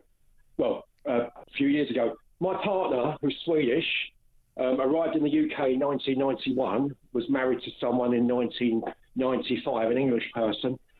She then, after the 2008 financial crisis, got made redundant on the same day that I got made redundant, and she lost her job. She had two children. Obviously, she had brought up, they were sort of 8 and 5 at the time, and she obviously made redundant, and she was finding it hard to find a job. Her husband, who was English, said to her, "Why don't you go on the dole? They'll look after you." My partner, being Swedish, so who's got a great sort of work ethic, said, "No, I want to keep my mortgage, I want to keep my house." So what you're saying, Jenrick, is that you will stop. If it was me and my partner was being made redundant on the same day, I would get benefits, but my partner wouldn't, even though she wants to work. Is that what you're saying? No, not quite. Look, what we are saying is that if you are not British, then you shouldn't be claiming benefits. But there are people who are so-called EU settled status. So they're people who've come here and have a special status as a result of a treaty that the UK entered into. She doesn't take British citizenship. She's been here since 91. She's worked hard. There's millions of people like this. The thing about you, Jenrick, and reform is this thing of gaslighting people. And I fear for this country, because if you look at 26% of reform voters said they will vote reform to end elites, to get rid of elites. If you look at the very definition of an elite, Farage is an elite. He's a multi-millionaire elite. 26% of reform voters will vote for an elite to go against their best interest. I hope you don't see the light of day, your party. I will do everything in my power to make, and I'm a white British working class man. I don't want to see you in power. You're divisive, you're nasty, and I will do everything I possibly can to make sure that you and your mob don't see power. The one thing about this show, well, I do it, and you know this, we take it both ways, and we're all older. You have to. And if I can address this, look, I don't think it's too much to ask to say that hard-working Brits who are citizens of this country should have their taxes, which are already at record highs, spent on helping people who are British citizens. Of course, there are people who come into this country from other parts of the world who've lived here for a very long time, who are contributing every day. Would they be for him, but what we want away from his angle? Will his wife be looked at differently because she's paid tax? Well, we want to encourage those people to become British citizens. Right. You know, our country isn't a hotel. If you live here for a long period of time, then you should be becoming a British citizen. I think that's the right thing to do, because we see citizenship as something that's positive. You know, we should be encouraging people to, if they want to live here, have families, make a life here, then to actually buy into the country fully and become a British citizen. There are those people who have so-called EU settled status, and that's a treaty obligation the UK's entered into. That's something we're going to look into, but that's not priority to rip that up. Obviously, that's got to be done in negotiation with the EU, and we've got to make sure we look after people appropriately. There are Brits as well who rely on that, who are living in Europe at the moment. OK, I want to get through as much as possible. Let's shoot to North Wales. Julian, couple of minutes. You're through to Robert Jenrick. Good morning. Good morning, both. Good to be able to talk to Robert Jenrick directly. I'm just confused by all the claims of we're going to change this, we're going to change that, it'll all come into effect from day one, when in reality you're going to require a lot of legal changes. How will the Reform Party change all the laws it needs to when it has no members of the House of Lords, where all legislation eventually goes before being allowed by the House of Commons? Very good question. Look, we don't pretend this is easy. The country's in a mess right now. It requires massive change, and that is what reform stands for. Some things we'll be able to do on day one. I mean, for example, we want to leave the European Convention on Human Rights so that we can get control over our borders. But there'll be a legal challenge to that. Well, that's something that you can give notice to on day one. It does take time. There's a 6-month notice period. There's going to be legislation that we're going to have to pass through Parliament, and we're going to draft that. where it matters most before the next general election, so that we're ready to go, armed with the legislation. But yeah, look, there will be a lot of people who will oppose this, whether that's in Parliament, in the House of Lords, in the media, in parts of the civil service and the judiciary. We're prepared for that. You have the will to we deal know with that. it. And so at the end of the day, it comes down to political will, but also planning. And that is what you can see from both this Labour government, who came into office without any plan whatsoever, and frankly some of the previous governments as well. If you look at Boris Johnson winning a massive majority in 2019, barring getting Brexit done a few months later, no idea really what to use that prize of a majority for. We're not going to make those mistakes, and you can see in the things that have been announced in the last fortnight that we're moving in the right direction. We've now got the senior team in place. We've got people like Danny Kruger, very capable people who are preparing for what a reform government will look like. We're building a strong team. We're going to put in place a comprehensive plan, and we're ready to go so that people can have confidence that if they vote for change, I believe they will do it at the next general election, it's actually going to be delivered. It's about honesty, though, isn't it? What I hear from a lot of people is, whether they believe you or not, that there's doubts, like he said, like Julian said, that it's going to be possible to do it, but you've just got to be honest with the people, good and bad. Very quickly, moving on, Josh in Manchester, this is a great question. Morning, I have a very important question for Robert Jenrick. I'm on the fence. I hate Labour, I hate the Tories, and I really want to get behind your party, but as a Jew, it's very important to me to understand Reform's stance on Israel. Well, we're strong supporters of Israel. In fact, we've just launched an organisation that is going to take Reform candidates and members of Parliament to Israel to see it, to understand the issues. Look, we ultimately believe in putting Britain first, so we're not, in the pockets of any foreign country. We don't like. We stand against sectarian voting. I want one country under the United Kingdom flag. I'd hate walking the streets and seeing the flags of Gaza and Pakistan on lampposts rather than the Union flag or the flag of St. George. But we do believe that Israel matters because it's the only democracy in the Middle East. It's right that that country continues to prosper and thrive, and that we in the United Kingdom stand beside it, particularly its battle against terrorism like Hamas and Hezbollah. We've done that in the past, and we will do in future if we're lucky enough to be in government. Pete says, re your new brief as Shadow Chancellor, a Bank of England chief economist said over the weekend that his daughter's struggling to find work and he blames Labour. How would you and Reform solve youth unemployment? Yeah, very good question. Probably the most important question in the economy right now as a result of all the uncertainty that Reeves has created, as a result of all the tax rises like the national insurance increases, the increase in business rates.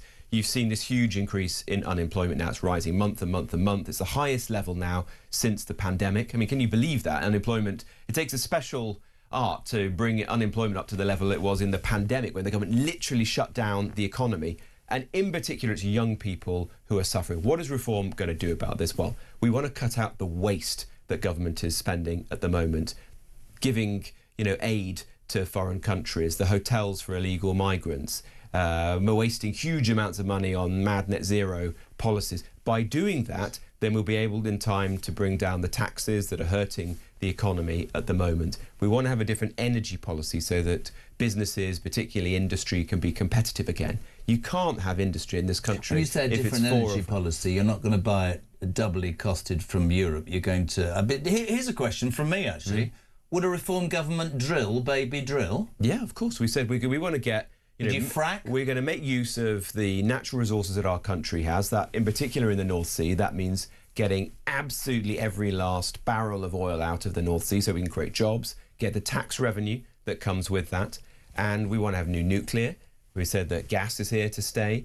We're going to do everything we can to make sure that we have cheap and reliable energy for two reasons. One, so that industry can actually prosper and be competitive. Again, that will create the jobs that help young people back into the jobs market. But it's also going to help people in this country to have lower bills. Because at the moment, bills is one of the biggest challenges we've got, whether it's groceries, energy bills, they just keep going up and up and up. And the nonsense that we heard from Ed Miliband during the week where he was claiming that bills were coming down, that is not the experience. You saw that overnight. That is not the experience of people. Were you in the shops. Were you in the Commons yesterday when the Prime Minister? He looked like he got a couple of batteries working for him because he was jumping up and down saying energy bills have come down by £117. And about 3 hours later, Community noted him and said, "You're lying. They've gone up by 73 quid." Bills are higher today than they were when they came into office, and that's as a result of this mad approach to net zero. Look, we all want to protect the environment, but we want to do it in a sensible way. We're not going to do it by bankrupting the country. We're only 1% of the world's emissions. It is an act of economic self-harm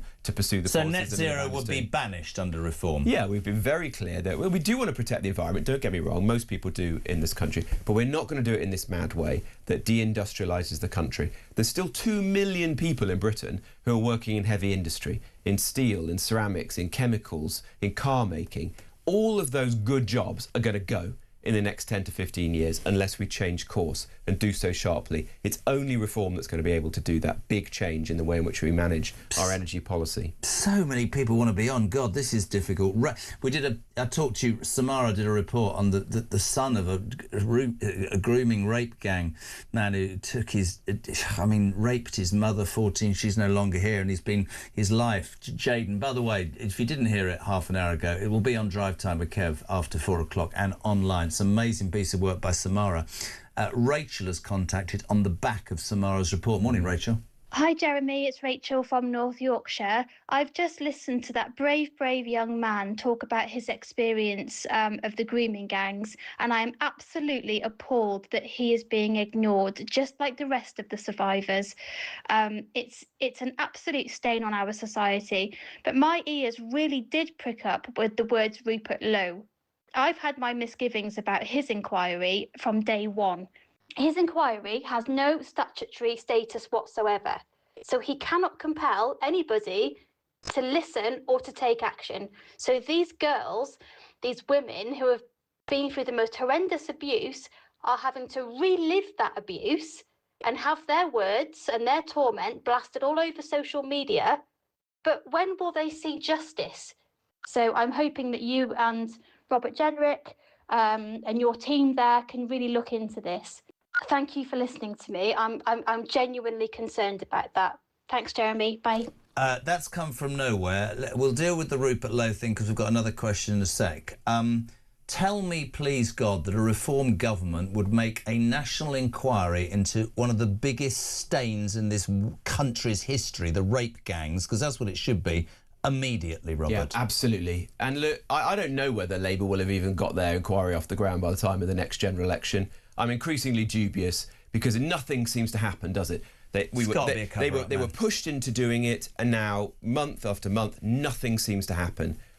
You have to question why this is. Who are they protecting? Is it the council leaders in these Labour areas of the country? I think it goes so deep or so high. You know, is it more senior people, or is it just they're worried about taking on voters? You know, we've been talking about how sectarian voting is taking hold in much of the country right now, which is one of the saddest things that I see destroying communities at the moment. A reform government will create a full national inquiry into the grooming scandal on day one, and it will go wherever the evidence leads. And I want to see everyone hauled before it, the council leaders, the council workers, the police, politicians, you name it, held to account and justice finally brought for these victims.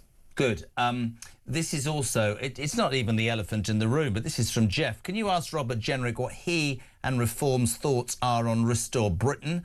This is Rupert Lowe's new party. Momentum is definitely gathering. I am and will always be a huge Reform supporter, but I'm very concerned that with the emergence of another right-wing party, what will the end result be? Will it open the door to a Green Labour Liberal coalition? Are you worried, says Jeff? Well, look, I chose to leave the Conservative Party, having been in it for many, many years, and that was a very difficult decision. Why did I do that?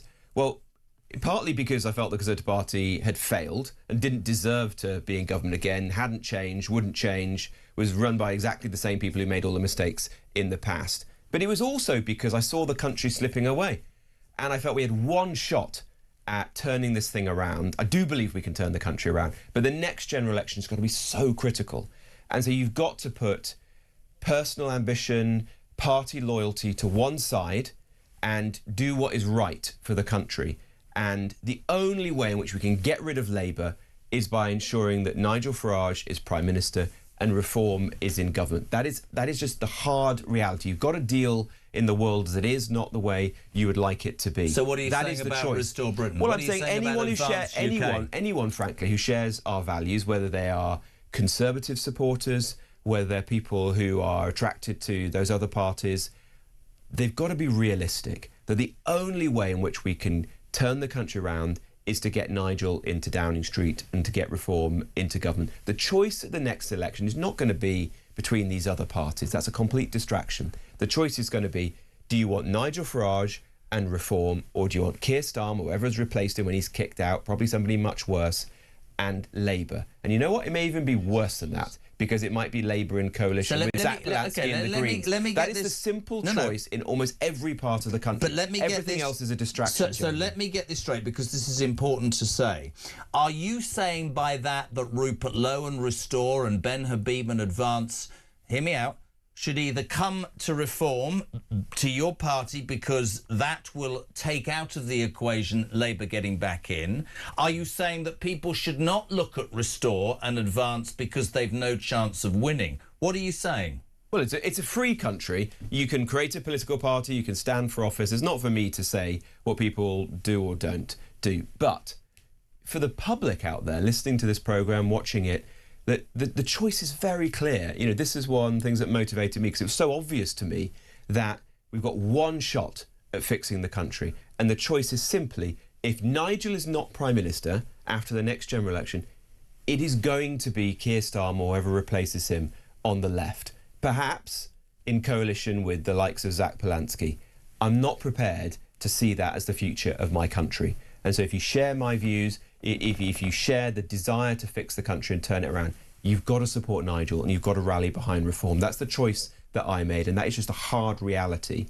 And I hope that millions and millions of people who are rallying to reform at the moment will see that, and more will join them in the months ahead. Good man. Let's go to June in Essex. June, we haven't got much time. You through to Robert Jenrick. Hello, good morning. Yes, I just wanted to know if Robert is going to be the Chancellor, are there any plans to raise the lower tax threshold from $12,000 a year? Yeah, well, we have a long-standing ambition, which is to increase the personal allowance up to £20,000 if we can, so that we can help more and more people on lower incomes to get out of paying so much tax. To do that, because that's a big change, it's cost a lot of money, to do that, we firstly got to cut the waste that you're seeing right now, because government is spending so much money, and Reeves is just, you know, spraying money around. And so you're going to be hearing more from us in the coming weeks and months as to how we're finding those savings. And there'll be things which I think most people in the country will agree with us are not in the interests of the British public. And also, we've got to get the economy going again so that we can create growth, create tax revenues in other ways. So it's going to take us time to get to that point. And you wouldn't want me to be on this programme making commitments that I can't keep. You know, you've seen what happens when people play fast and loose. But that is what we want to do. We want to get to that point in the future. Okay. But I'm going to take a very careful, deliberative approach when it comes to tax and spend, because we've seen what happens when people make promises they can't keep. That is what Rachel Reeves did. She said no tax rises. She's increased taxes by £60 billion. That destroyed her reputation. But more importantly, it's been immensely harmful to the economy as well. People, thank you so much indeed, June. Many people asking me to ask you this. Yesterday, the Metropolitan... I mean, there's extraordinary scenes in the Commons where Sir Lindsay Hoyle, the Speaker, said, it were me that gave the information about Peter Mandelson to police. Mandelson was then arrested and came out, as Mandelson always does, and said, well, I'd arranged to walk in. This is a stitch-up. You know, the Prince of Darkness said it again. It turns out it was Lindsay Hoyle as an informant, and yet again shines a light on the Met Police, who have given out the identity of somebody who was giving confidential information. What's Reform's position on the Metropolitan Police? Well, it was staggering incompetence, wasn't it? That you give a tip-off to the police. Imagine it was you. You know, you say that, I don't know, there's a drug dealer in the flat next door to you, and then the Met Police go and say to the drug dealer, oh, by the way, it was Jeremy who lives next door who told you. I mean, you've got to have confidence in these people, and time and again they make mistakes. We've seen this. Look at the Chief Constable in the West Midlands, the mistakes that he made over the Maccabi Tel Aviv fans. It doesn't inspire confidence. That's got to change. And we've got to ensure that we can hold these failing chief constables to account when they make mistakes. Julian in Newport. Good morning, Jessica. Could you ask Robert Jenrick if he thinks there should be a link between the minimum wage and the personal tax allowance? Could Reform guarantee to increase the personal tax allowance so that nobody working 20 hours a week on minimum wage pays tax? This means that every minimum wage increase raises the tax threshold, helping everyone. Yeah, interesting policy. Look, we're going to give a lot of thought to all this stuff, but the people that we've got foremost in our thoughts are what we call our alarm clock Britain, by which I mean, people who are getting up early. My phrase. They get it. Well, it was the right thing to say, wasn't it? Yeah. Who do reform exist for? It exists for working people. Yeah, that's true. Particularly people who are finding life tough at the moment. So whether it's through tax or whether it's through getting your bills down, that's exactly what we're going to do to try and make your life better. Final thing, some breaking news. The number of asylum seekers being housed temporarily in UK hotels has fallen to the lowest level for 18 months, standing at just over 30,600 at the end of 2025. Home Office figures have just shown, and my executive producer wants to know if you, Robert Jenrick, would like to congratulate Labour on this landmark. No. Well, where are they? Oh, look, it's good to get them out of hotels. Everyone hates the hotels. That's the most expensive way to house people. So good in that sense. But where have they gone?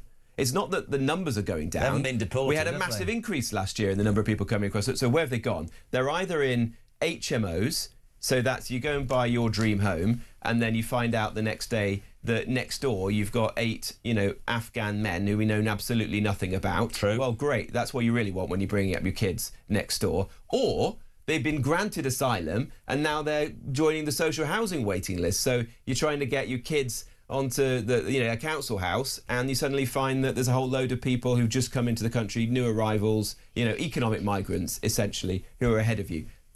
That's not a good situation. What we've got to have is a simpler world in which they don't come in the first place. You will clear the backlog, will you?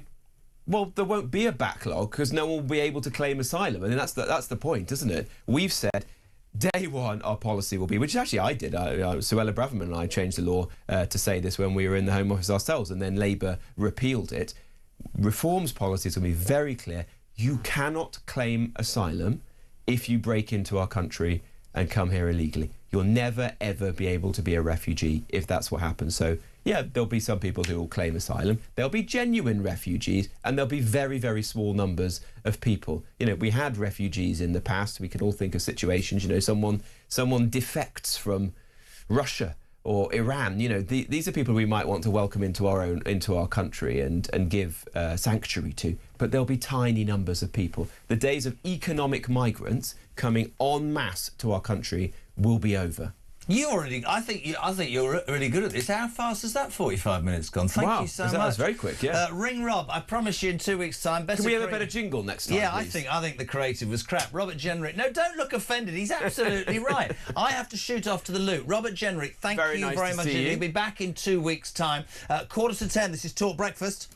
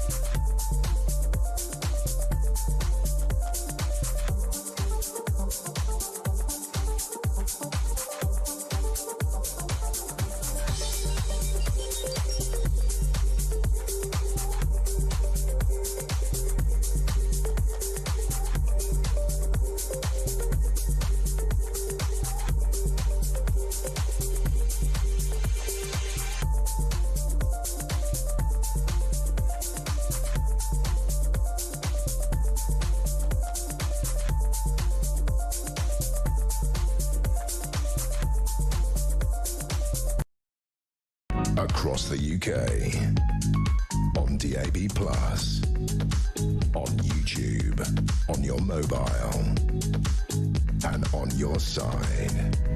This is Talk. Welcome back to 1 minutes to 10. Thank you to Robert Jenrick. If I'm out of breath, I managed to get to the loo and back. There was a queue. Robert Jenrick, Shadow Chancellor under a reform government, talking and taking every single call. Critical, otherwise, and he's going to do it every couple of weeks. That's what, to be honest, whatever your political persuasion, don't we feel that that sort of openness is relevant? We had a guy on ranting at Robert Jenrick saying, I hope you never get anywhere near power. And he took that. That's the point of it, OK? I promise you a better jingle next time, because it was rubbish. 0344 499 1000. Text to 87222. Very quickly, I want to check in with, she's a very important person, Deputy Editor of is it Deputy Comment Editor? Well, Annabelle Denham, good morning. How are you? Good morning, Jeremy. I'm well, thank you. How are you? Fine. So much to go through. We'll have to do little bite-sized answers to all of this. The Chagos debacle has sort of folded further today, because apparently next on the Labour government's hit list is Gibraltar. There are rumours that that's going to be given away next. Have you heard that? Well, there were rumours swirling around 18 months ago that we might surrender Gibraltar just as we are at the Chagos Islands. But let's not forget, Jeremy, that this Labour government now does sort of seem to be stumbling towards some kind of U-turn on surrendering those strategically important atolls, with the Foreign Office Minister Faulkner yesterday suggesting that there might be a pause in the process. Now, he's since backtracked on the remarks that he made in response to a question from Nigel Farage in the Commons chamber. But, you know, it does beg the question, could this be Keir Starmer's, 15th or 16th U-turn? I certainly hope so in this instance, because there's never been a justification for this. The only one that the Labour government were able to give was that it had the support of the Americans, which of course it doesn't now, because we've had 2 interventions from Donald Trump. Have you heard why Trump's finally turned against it? This is genius, because apparently under Starmer's barking idea, you have to let the Mauritians know if you want to use Diego Garcia to launch flights or attacks or whatever, which would mean that if Trump or the UK wanted to, say, bomb Iran, because they're mad and that might happen, we'd have to tell the Mauritians, who are best friends with the Chinese. I mean, you couldn't make the Starmer rubbish up, could you, in a million years? You really couldn't. No, but this is just what we've come to expect from a Prime Minister who genuflects before international and human rights law, though he doesn't seem to have much regard for the human rights of the Chagosian people. But no, you're right, it's clearly an absurd situation. I can't imagine that the orange one in the White House was ever that supportive of this idea, but rather that it hadn't been raised in his in-tray. Now, we understand that Nigel Farage has been lobbying hard, along with senior members of the Conservative Party, getting it on up the president's in-tray, and now he is finally paying it due attention. But look, Mauritius is an ally of China. Were China to ever become even more aggressive in the South China Sea towards Taiwan, that would put us in an extremely weak, precarious position in terms of the response. So let's hope that this is the beginning of the end of this dreadful idea. I don't know if you saw, 545 migrants arrived in 10 small boats yesterday, Annabelle. Surprise, surprise, because it was sunny. We're still giving money to the French. I'd love your take on this briefly. For every one they've stopped, which isn't many, they've had £8,000. And we've had 66,000 migrants since Starmer became prime. He has not got a plan or a clue to deal with this, has he? Well, he would argue that his plan is to smash the gangs.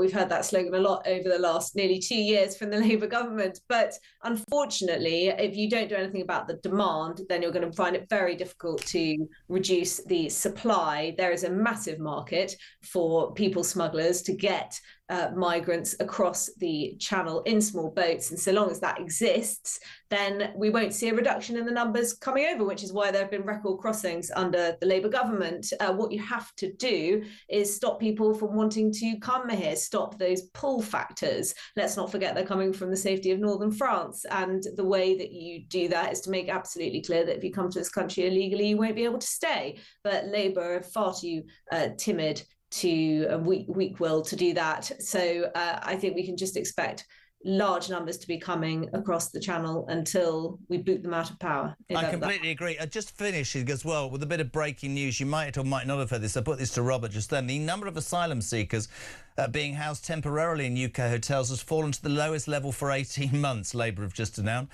It stands at 30,657, Home Office figures say. So should we be congratulating Labour or not? Well, look, I echo Robert Jenrick's thoughts on this, which is, OK, it's a good thing that we're able to close down asylum hotels because the cost is absolutely exorbitant. However, these people are no longer coming. They're not leaving the country. We're not deporting them. What is happening is that they're being housed in alternative accommodation, and often that's HMOs. And, you know, if my concern actually is that there's a lack of transparency associated with that. If you have people in hotels, then you know that they're there. You know what the cost is. Whereas if they are put up in social housing of some kind, then it's all a little bit cloak and dagger. You don't quite know how much it's costing. It's what put onto council budgets and so on and so forth. And, you know, people are living on the street alongside houses packed full of migrants, and they may not be very comfortable with that. Yeah, to sum it up, you're absolutely right. What you said is what I've said for a long time, and I completely agree with you. Stop making it so attractive to come here and be treated better than an indigenous population that's being taxed to its eyeballs. I'm sorry it was quick, but we're loving having you on. Please come on next week, and thank you for your time. Annabel Denham, a Deputy Comment Editor for The Telegraph. This is Talk Breakfast.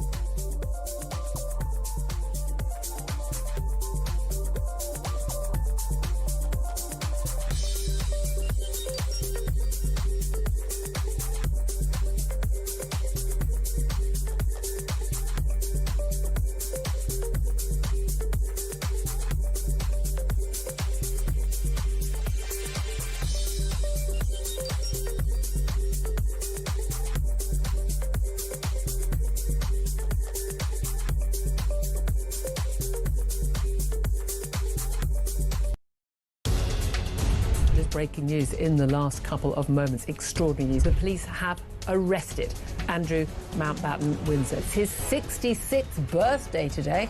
What a birthday present that is. Mr. Mandarin, how long do you think that you can stay on the island? We're going to stay forever. Our rights have to be respected now.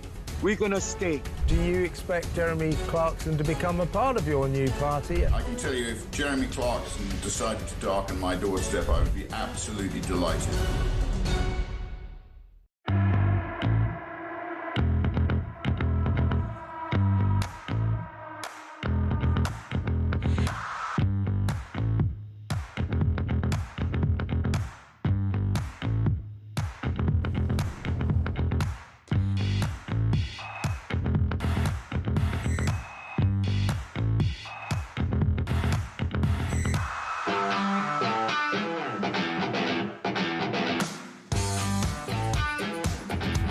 Across the UK, on DAB+, on YouTube, on your mobile, and on your side.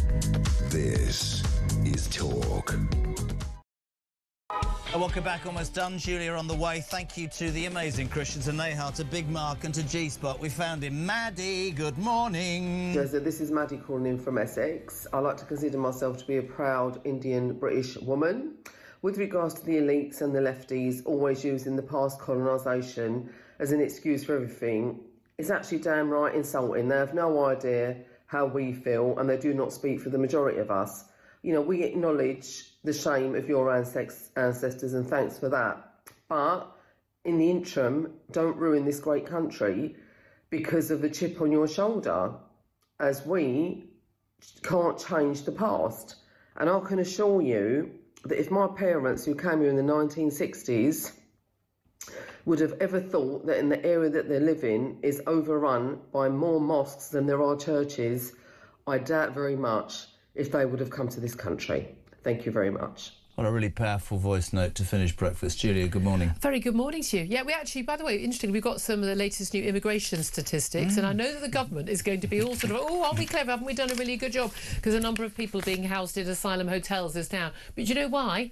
Because they've all been put into flats. Well, I was going to say, it would be all right if you deported them, but they've just been spread out, right? They've just disappeared. Yeah, disappeared to do whatever. You know, working on their delivery bikes. Gibraltar's next after Chagos. Gibraltar's going. Give everything, yeah, and the Falklands and don't. The Isle of Wight, the Isle of Sheppey, the Isle of Dogs, the Isle of Man. It's all going. Honestly. Every single thing is just absolute abject chaos every single day. I'm literally starting every show going, really, how bad is it?